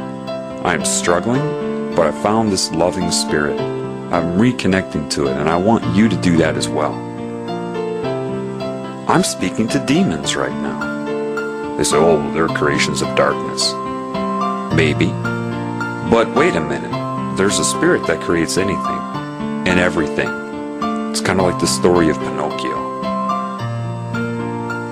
If a demon sees logic in what I'm saying, not my ego, because it's over my head, but maybe it observes me. Perhaps there's something inside of a demon that says, you know, there's something to this. Don't think the creative spirit of everything can't transform that demon. But that is not your responsibility. No human can do that. And if you try that, you're going right into the spider's web. Do not try to argue with a demon or intellectualize with a demon. They're way over your head. They have access to various points of your mind all at once, and your dimension. You're over your head when you do that, and they will not be able to resist taking control of your mind. A demon can't resist that, because it's too easy. It's just way too easy. Your mind cannot withstand a demon. Your heart can, though. You don't necessarily know where this is going. You have to walk the path. But holding resentment and hostility, and that's why they'll come out, even after me saying this, they're going to try to prove to me that I hate them.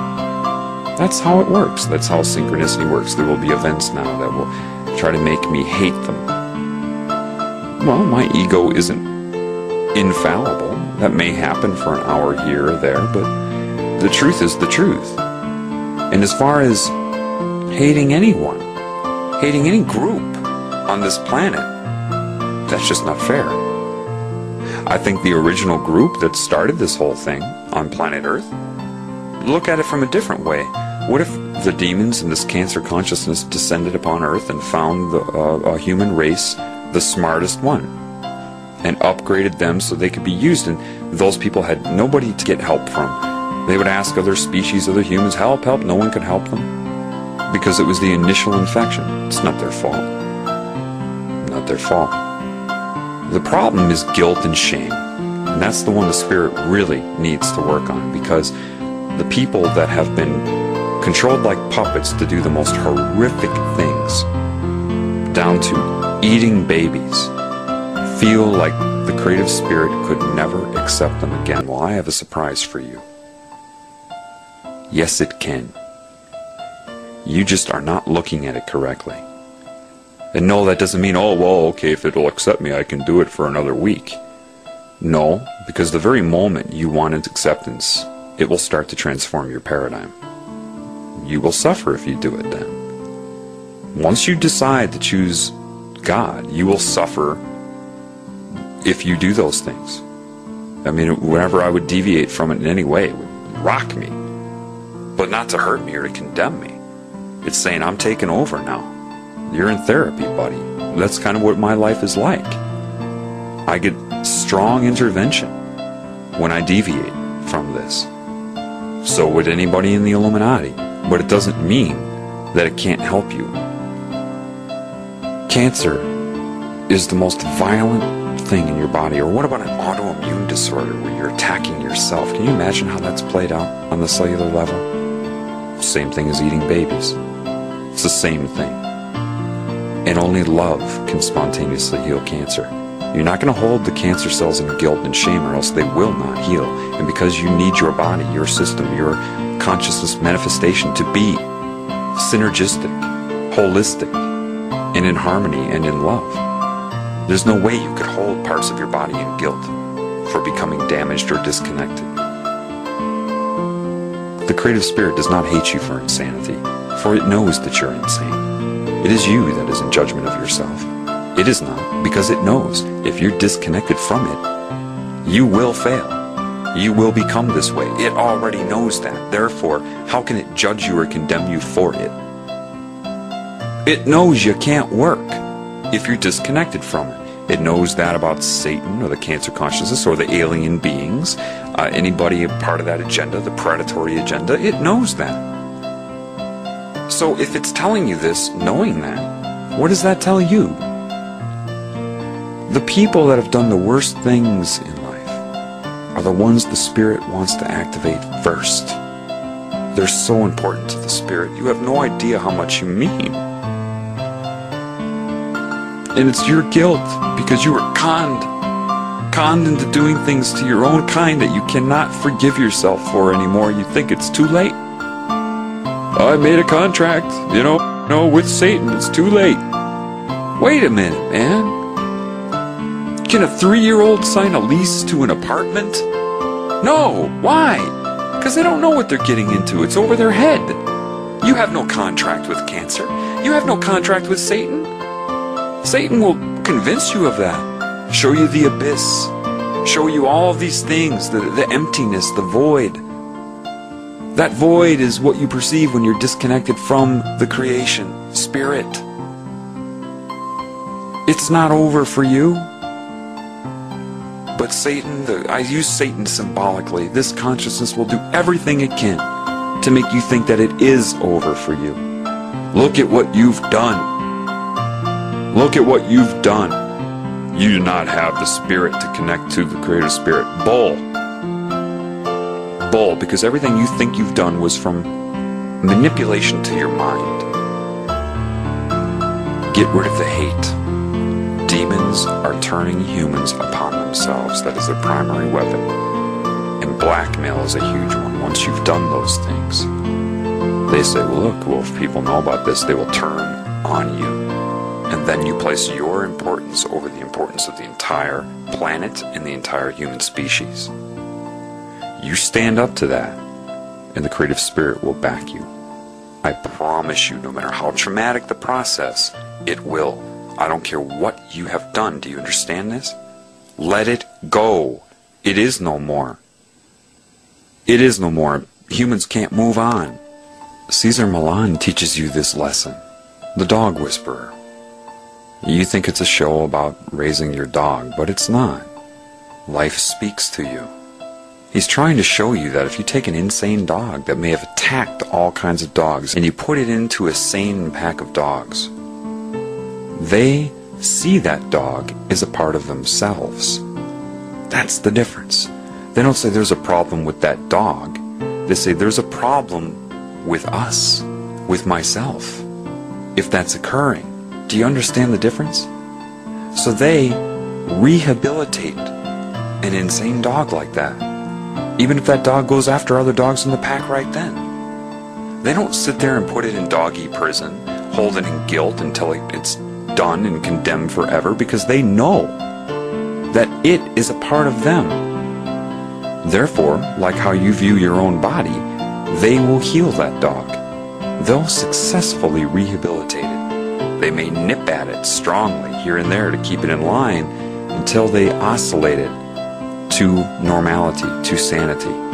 Then, when it's sane, they don't sit there and say, "Ruff, ruff, ruff. You know, last year you were insane," and try to reopen those wounds. When the dog moves on, done, over, finished. Can't change the past.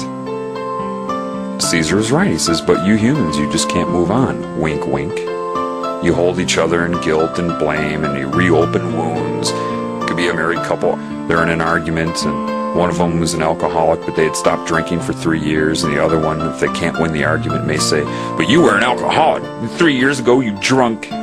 That type of thing is this human insanity. Even if that person changed their behavior for 3 full years, they'll try to reopen the wound, to damage the self-esteem, maybe to win a momentary argument. It's not wrong. It's insane. You've got to start looking at all of the people as I, not them, or we. Not they are bad and I am good. When you see a problem in society, you've got to learn through the creative spirit that that is a problem with you. If they have a problem, you have a problem. If you condemn them, you condemn yourself. Do you understand that now? Why do you think forgiveness is so important? Because they're you. They are you. And cancer tries to separate cells into me, me, me, me, me. That's predatory. Hopefully these things are starting to make sense to you now. Why is forgiveness important? When you learn this language, when you learn this way to communicate, you will have no doubt that they're all you. That you're all components to something larger. Therefore, if you condemn somebody, or argue with them, or try to disable their ability to heal, you're disabling your own ability to heal. Also, when you see the connection, then you'll realize, sinning, if you lust after somebody, covet after them, steal from them, who are you stealing from? You! You'll see it now, with your own eyes. If there's a problem with the Illuminati, that means there's a problem with you. Don't look at them and say, them, those demon-possessed people. That's a part of you that's suffering from that possession, that infection. Don't look at destiny, universe, and say, them, those people trying to mislead me. No, that's a part of you that you need to love. So you have to look through their ego. Look at what's happened to you. You don't even need to know their mind control techniques. Just observe yourself. When you were young, 4 or 5 years old, you would meet another kid and be like, want to be best friends? You didn't have all of this crap in your head. You were open. You weren't looking at people like, I hate you and I'm better than you. No, kids, they get along, don't they? Babies are psychic. Once you learn this language, you observe a baby now. You'll see, when babies get together, they just start laughing together and all that. Yeah, because they're exchanging images and concepts. Even with their little brains, they're connected. You've got to get rid of the hate, because you're only hating yourself.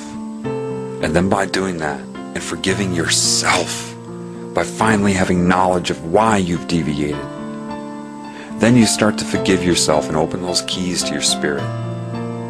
And the more you forgive yourself, the more you forgive other people. The more you love yourself, the more you love your reality and the people in it. Because they know of this, Cancer's trying to keep the separation going. That's why you're all arguing with each other. But if you single a person out, talk about how bad they are, you're doing that to you. Be mindful of anybody who tries to single people out, because you know that's a cancerous thing to do. And don't elevate other people above yourself either. That's not love. The strongest derivative of love is appreciation. Once you start to heal, you'll start to fall in love with people again, because you'll have the guidance of something very wise. And you become a mirror for them, rather than the absorber of their energy. If they are trying to manipulate you, you're like a mirror. And say, this is ridiculous. You can try to hurt me, but I love you. And you can't fake loving somebody. That's why you need to heal, because once you really tap into that, their spirit knows it. How is this going to work then? It's kind of like, say somebody falls into a cave, and there's no light in there, and you throw a few mirrors in there, and you can shine the sunlight into the cave and bounce it off of another mirror, and then shine it onto another mirror, which you can shine onto something else. When you receive the creative spirit, you become a mirror for that as well. You can aim it. It's like a bunch of dead batteries in below zero weather. Once a few cars get started, they can jumpstart other cars. And those cars can jumpstart other cars. Everybody has a spirit inside of them. They just need to be jump-started. Their will has been really damaged over a cycle of reincarnation, over and over. This is very important. You need to jump-start people. And you can't do that from ego to ego. Only from heart to heart. And then it will manifest in the ego as a residual effect. When people try to discredit me, I can't hate them. I went through that process, and I've learned that lesson now over the last few months. It kept reminding me, who are you hating? Look what happened to you. That's why the internet can really tear you away from the spirit. Look what happened to you. That's why the internet can really tear you away from the spirit. Because it is just so messed up. That's why I turned off my messaging. Divine intervention just said, you got to stop this. Yes, you may get positive comments, but you get the negative. If you depend upon either, you become disconnected. I've become much more focused by turning off my email while I'm doing this, because of my awareness of the access it can have to me. Listen, this idea of no fear is not of the spirit, in the sense that they're trying to condition you to have no fear in a battle type of sense. And then if you experience fear, then you feel like a failure, don't you? You are going to get scared every once in a while. That's a normal reaction. That will be part of your learning tool. Trust within so that you can receive from without. You've got to heal. People are screwed up. They're so conditioned by mind control to want to point their finger at everybody except themselves. And they don't see how it's leading to the demise of them and their whole species. Check and see how good you feel when you know you've helped somebody, when you follow the path and it just unfolds, where you're not trying to force it, but it just happens. See how alive you feel. Love is infinite. You're not going to run out. It's not about running out of love. It's about whether the valve is turned to open or closed. If you keep it closed, it can atrophy. And those are the dead car batteries. You need to keep the flow moving, getting the energy of love inside this tumor, and start the spontaneous healing of this cancer. The hardest thing for people will be to let go of the past because you've been so conditioned to hang on to it. 3 strikes and you're out. Everything there to condition your mind. Bullshit. You gotta break this control system and heal. You are in the now. I don't care what you've done. And people need to step up in their divine character and see through that. And if you want to hang on to pointing your finger at all the people that have done horrible things, you are only hurting yourself. You need the divine wisdom, and that is the Spirit. I've told you how to connect to it. I myself need to communicate with people and follow the path in real life. I'm not going to get concerned about whatever sites may pop up to discredit me. Fine, I can be discredited. I am the first person to admit that. If you hate me, you're hurting yourself. For example, like when I was molested as a child, people say, how can you forgive that man that did that to you? Because he didn't do it to me. It was a demon that did that to affect me. How am I going to hate him? His ego may not know that, but I know that. So yeah, I can forgive him. And guess what taught me to do that? My mind for the first 33 years of my life could not do that. The mind cannot withstand this on its own. Intellect, disconnected from the Spirit, cannot withstand this. It cannot give you your eyes and ears. Only the Spirit can do that. So yeah, I forgive him because I know why. If I didn't, it would be poison to my very essence. You must rise above this. Become what you are. Activate and become functional with this. The time is now, as it always is. Now, one final thing, because people will ask me, what's the deal with David Icke in the beginning of this video? Seeing Christ on the globe like that. I don't know. I looked up the picture of the earth and I've seen that picture elsewhere. It looks like it was slightly modified. I just put it in the negative and there it was. I don't know if David Icke even caught that because I've seen that picture before. Maybe he did, maybe he did not. I'm not really making a claim about that. I'm just showing you what I saw. Remember, the image of Christ on the cross is a subconscious symbol to keep you from speaking the truth.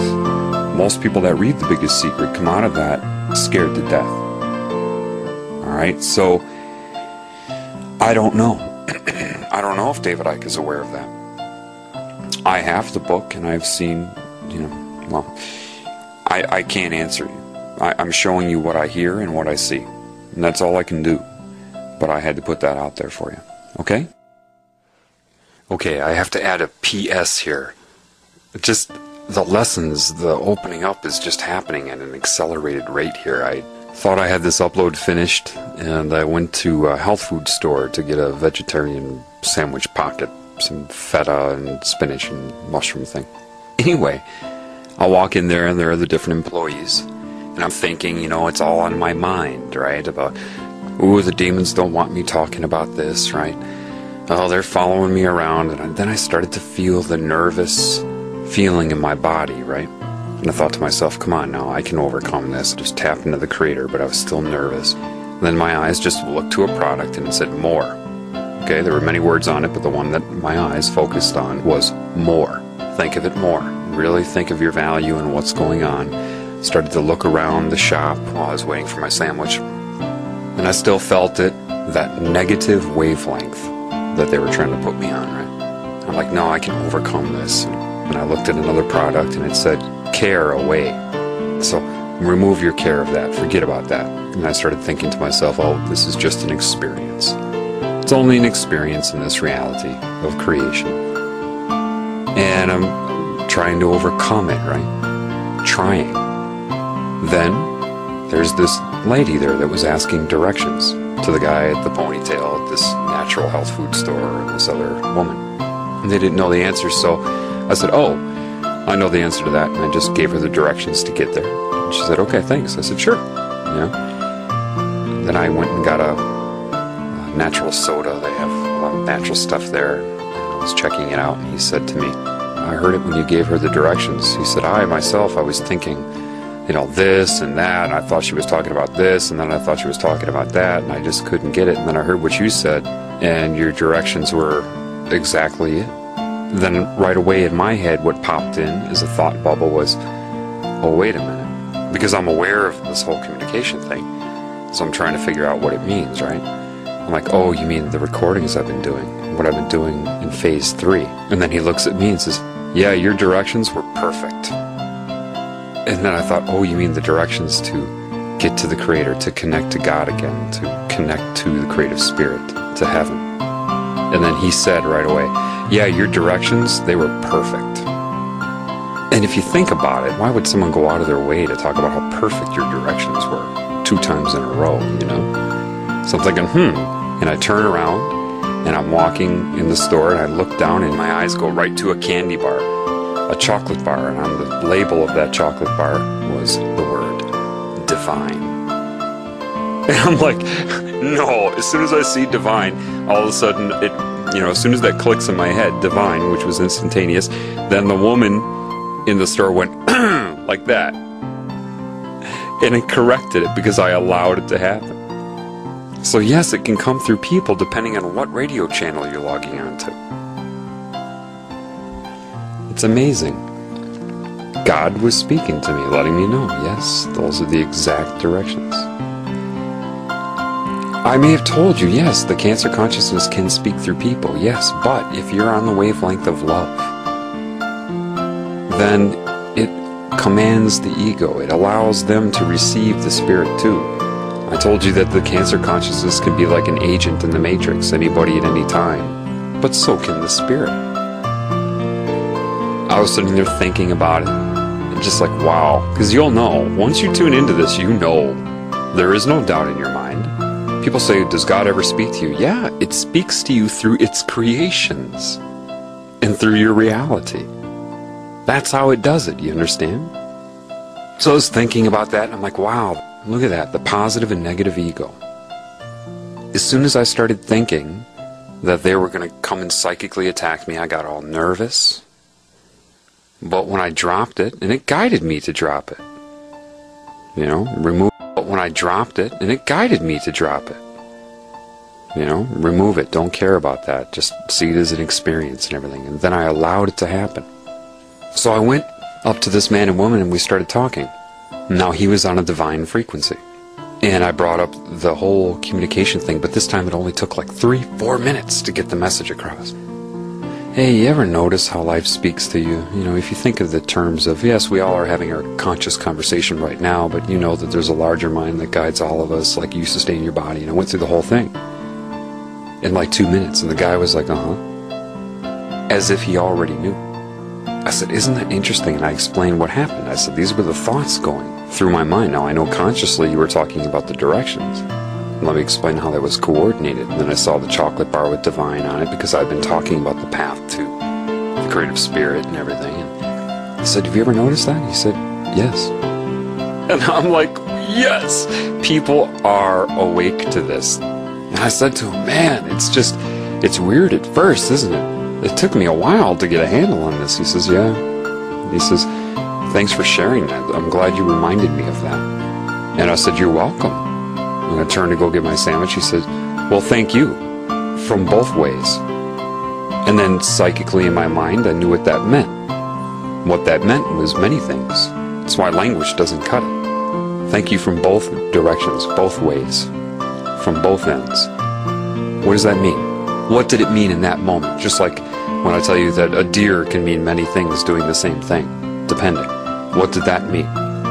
That the truth, divine truth, the pure truth, will be seen as truth from both sides of this binary state of good and bad. If it is true, both sides will have to agree that it's true.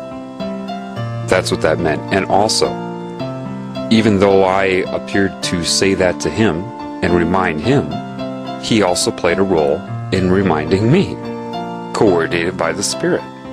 And he understood that, and he let me know he understood that. So I'm being led to people now that know what I know, at least on some level, or if I tell them, they get it in a matter of minutes.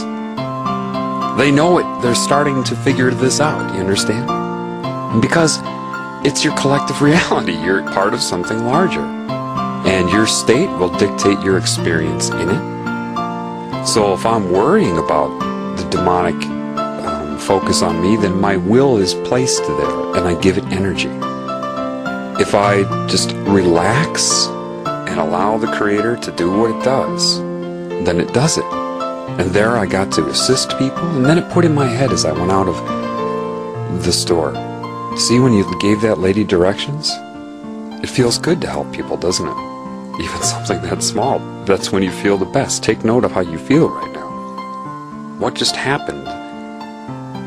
What it was like when I was expressing this with that person and explaining it and having him understand it was like the inverse to an orgasm. An orgasm is the draining of your creative essence.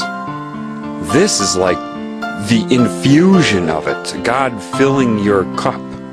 And it happens as quickly. It's like these divine moments of knowledge are like the opposite to an orgasm, but the same frequency. Instead of discharging, you're charging.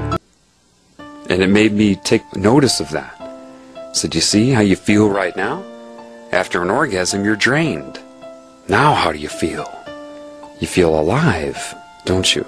That charged you, didn't it? Interacting and speaking to people as them, as another part of you. At first I was looking at that guy before I talked to him like, he's kind of weird. He could be someone that will try to antagonize me. And then it said, see? You see? Now do you get it? And so I'm driving. And I was thinking, and I came to a four-way stop. And I'm thinking, that really was divine repairing of that situation. All of a sudden this girl in a car opposite of my direction at the four-way stop, you know, directly across from me, suddenly just reaches up and touches her nose. For no reason, just reaches up and touches her nose exactly in response to my thought. It will always speak to you. And it can do that. You see, it didn't really violate her free will. It didn't. It's for the good of the whole. So therefore, making her feel like she needs to touch her nose is good for the whole. And it doesn't really alter her conscious experience while she's driving in her car. And it just all comes together. And then I went and parked in this nature area to eat my sandwich. And I was thinking about the man Christ and what he was saying and how what seems to be happening right now. And I'm thinking, no, is this how? And then the wind just picked up. And I was just thinking, I love the creative spirit. I just love you. I love what you're doing with me. And I'm driving back home, and now I'm seeing people drive past me, and I'm looking at them with appreciation and love. Felt like a kid, you know? I'm looking at them, and I didn't have the poison in my mind. It was like, oh, look at you dressed this way, you dressed that way, you're driving this, you think this. Like my old ego used to think when I thought I was intelligent. Now I can just look at people, and I just had this love for them, and then it put into my mind. That's what sustains them. It doesn't matter if they know of you or not. If you look at them and their image and their essence, and you love them, that sustains them. Just like negative energy affects people. Love will sustain them just by loving them. Because you're a part of something larger. And so now you're an awareness of them, connected to them. And that will affect them. As they're driving down the road, it could trigger a certain thought or whatever, but it sustains their essence. Every time you can look at somebody just for a moment with love, it's like plugging in your rechargeable battery for a moment. It gives them that juice. It gives them the sustaining essence of this whole reality. And it said again, love my other creations. They are you. It is me in you and in them. If I'm helping you and I'm in them, what does that tell you? Yes, there's a problem right now, but see, the more you focus on me, it said, the essence of love and life, the creative spirit, the more I'll guide you. The more you'll have communication with me. You just needed to open up to it. It's always been there. And it guided me, and it was just wonderful. It's so funny because I know people have experienced this, but they didn't know how to properly explain it to people. And it said, this is the role that you get to play. In your healing, you get to be a healer. You get to play an active role, and I'm happy if you understand this. I'm happy that you explain it. You're not going to be the only one to explain it anyway. So don't put the whole world on your shoulders. You're playing your part. This isn't going to be stopped. You know? I mean, the wind just picked up outside my house right now. I mean, do you think the creative spirit's just like, relax. Relax and follow your path. Learn your lessons. Follow your path. Always be focused on me, and me is the love, the spirit, the sustainer, the creator. And the spirit would speak to me through winds and chirps and birds and agree, yes. Look how much joy you have. I looked around and I was by a lake and the sun was shining off of the lake. And it kind of said, through life, for you. All the people and animals, for you. And to them, you would be part of what I would say to them, for you. You are for everybody and they are for you. You are for everything and it is for you. Appreciate it. So I was walking around slowly, just, you're not alone, you're so not alone. When you open up like this, you are so not alone. I went and there was this little bridge, you know, about an 8-foot bridge just over this little groove that had water in it because the snow was melting, and there were these 2 ducks there. In it because the snow was melting, and there were these 2 ducks there. And I sat down and the ducks acknowledged me. At first they were startled by my presence, and I calmed my mind. And I looked at them and said to them in my mind, I love you. I'm not going to hurt you. And every once in a while, people would come by and they would get startled. And I asked the duck, quite honestly with my mind, are you connected to the spirit? And it just bobbed its head in a nod. I said, you're aware of my thoughts? It bobbed its head in a nod. I said, will you come to me? It didn't come to me. Right now the train is, the whistle's going. This whole thing is just, I feel like I'm coming out of a coma or something. And I looked at the duck and then I thought to myself, well, I'm asking the duck to come to me. It's not happening. Then I remembered the lesson that I told you in The Healing Begins Now. The hope that it will come, the belief that it will not, and then I realized, oh yeah, that's me inside the duck. It's me, it's that which is flowing through me is flowing through it. That which animates me is animating it. It's the same thing, and as soon as that came into my head, boom, the 2 ducks turned around and started swimming right towards me. As if to say yes. Then these runners came by and they went, you know, they scurried away. And then I tried it again. I said, so, come to me. They didn't come. And then I just realized, you're me inside of a different body, a larger part of me inside that body and that mind. Boom, they turned and started coming towards me.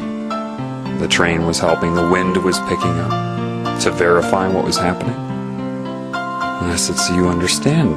Do you consciously understand? And it bobbed its head.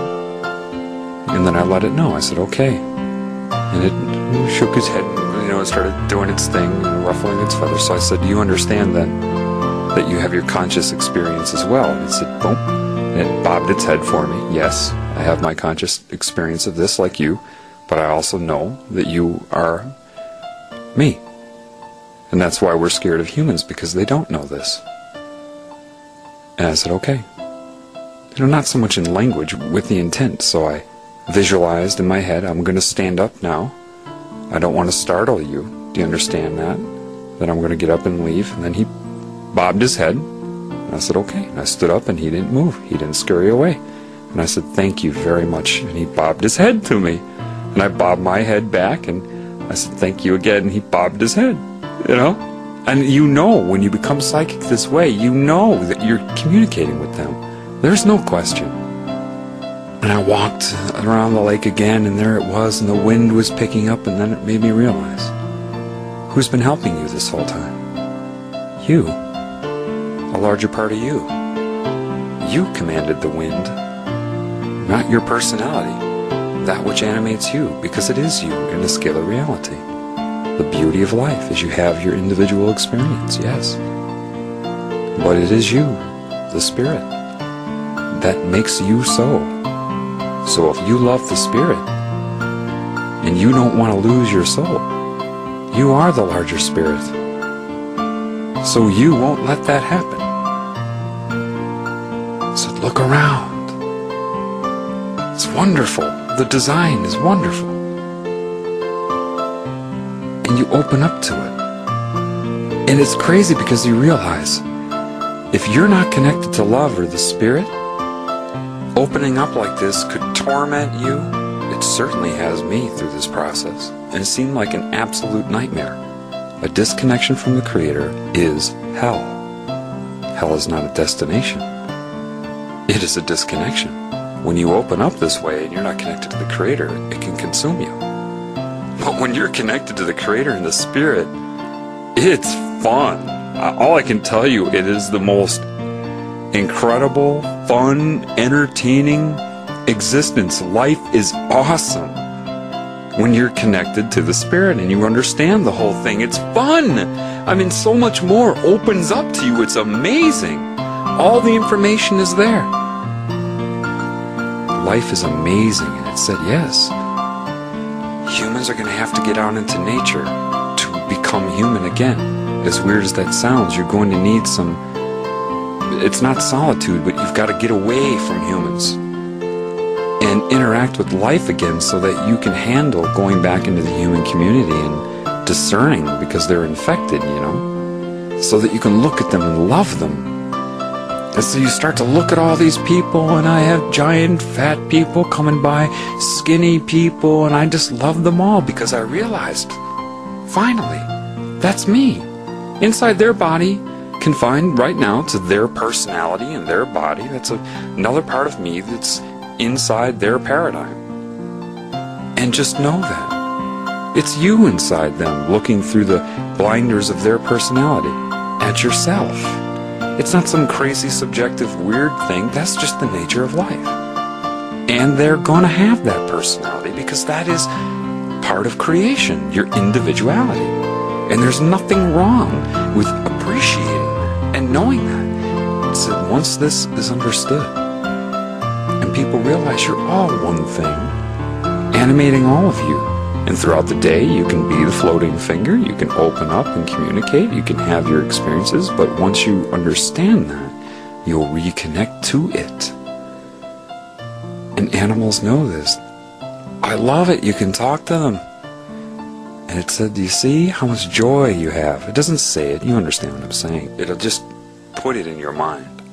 You understand. The train is totally confirming everything I'm saying right now. You're like, the train? You just wait. The true children of God play.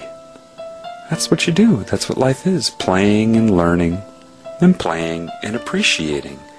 you feel like a kid again. You walk through the woods and you notice every pine needle, every leaf, a leaf falling, and the beauty of it, and you can't handle that unless you're connected to the Spirit. But then when you open up, it's such appreciation. It's everywhere you look. You just, wow. And I envisioned myself being a Native American when it was all raw and pure here, and just being in such appreciation of life and the gift for you. Enjoy. You know? It's the earth for you, and you are for it. And it's all perfect. It's just perfect. The children of God are playful. Playful meaning you're playing in the woods, you're enjoying it, taking it all in. So, all I can tell you right now is get out there and do it. Get out there and play with this. Get out there and play. Rejoin with the Spirit. Nothing is more interesting, I'm telling you. It's fascinating.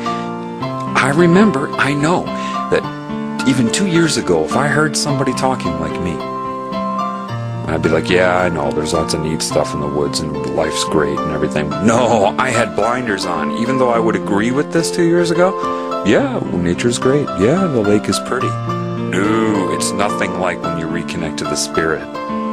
It's a whole different ballgame. This is not an analytical thing. This is, you just gonna have to see and feel and experience. Life is awesome. Life is amazing. It's magnificent. It is just incredible. And the Spirit is as much you as it is me and everything. So you've probably figured out by now that for those of you, a lot of you listening to me, I'm just another part of you, guiding you, telling you what you were not able to get from your own spirit, to lead you to reconnect to your spirit, so you can have as much fun with this as I am. It's so much fun being in love with the Spirit that creates everything. Now do me a favor, would you? This is the most important information that everybody needs to know on the planet Earth right now. For without this knowledge, you're lost. Okay? Think of it like having horrible vision and someone giving you glasses. Horrible vision and someone giving you glasses. For the mind, for the heart. Everybody needs to know this. This can't be a situation where there's only 200 viewers of this information. You've got to do everything you can. If you get out there and you learn this, direct other people to the same gift of knowing this, okay? This is not about me.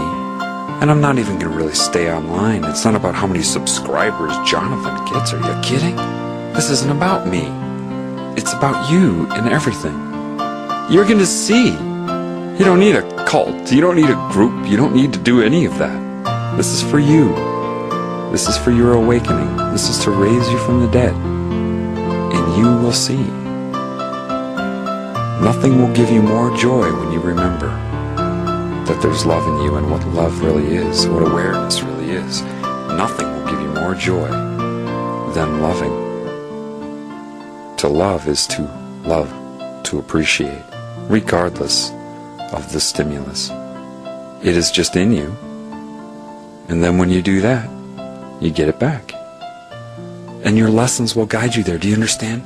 You're all going to get your own individualized lessons. I promise you. Catered to exactly you. To bring you into awareness and love for the Spirit again. You know, humans make so much out of certain things. Mysticism. Well, animals certainly aren't calling it mysticism. They're calling it life. Abundance. I was walking in the woods and I realized why you shouldn't kill yourself. Let the creative spirit decide when it's time for that.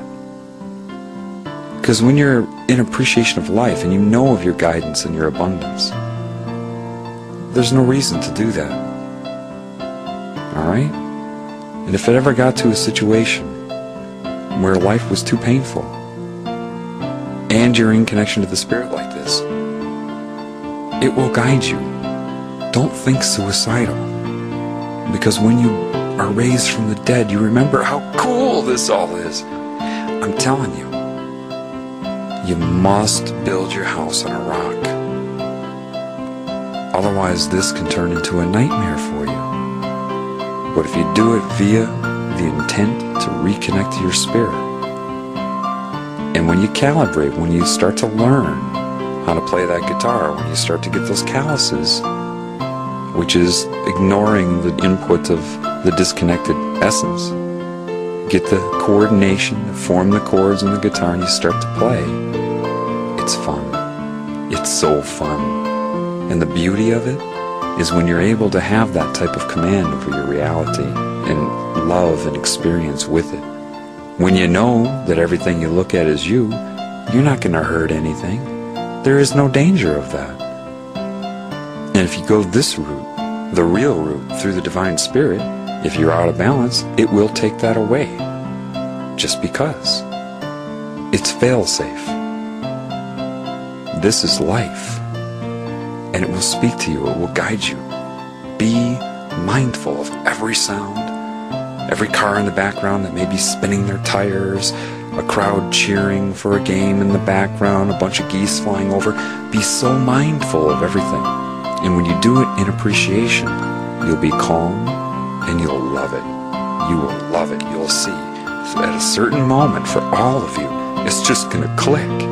Just like when you suddenly are able to play that chord out of the blue on a guitar. It will just click. You won't know when and you won't know where, but you will certainly know that it happened.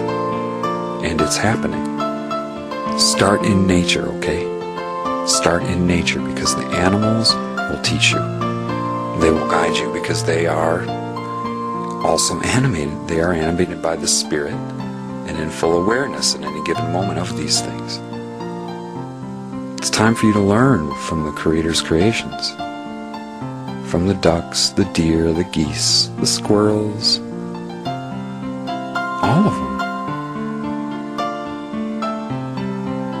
So, connect to the spirit. I'm talking in circles now, but I really want to drive that home. Base this on love and the spirit, which is in you and everybody, even if they're infected with an essence that's trying to separate them. Within them is the spirit. Know that, and know that that spirit is you. You're going to argue with them, trying to make them feel bad about themselves and evil about themselves when it's another part of you? Or do you want to heal that? What would make you feel better? If it is you, think about it. What is the greatest gift? The greatest gift ever is forgiveness. Not so much God's forgiveness for you. When it imparts and infuses into you the ability to forgive yourself and everybody else. The greatest gift is not if you beg the Spirit for forgiveness and it forgives you. No. The greatest gift is when your spirit is activated and you forgive yourself and everybody else. That's the beauty, because you can only do that when you realize these things. It will transform from theory and philosophy to reality, undeniably. So get out there and play. Thank you very much for listening.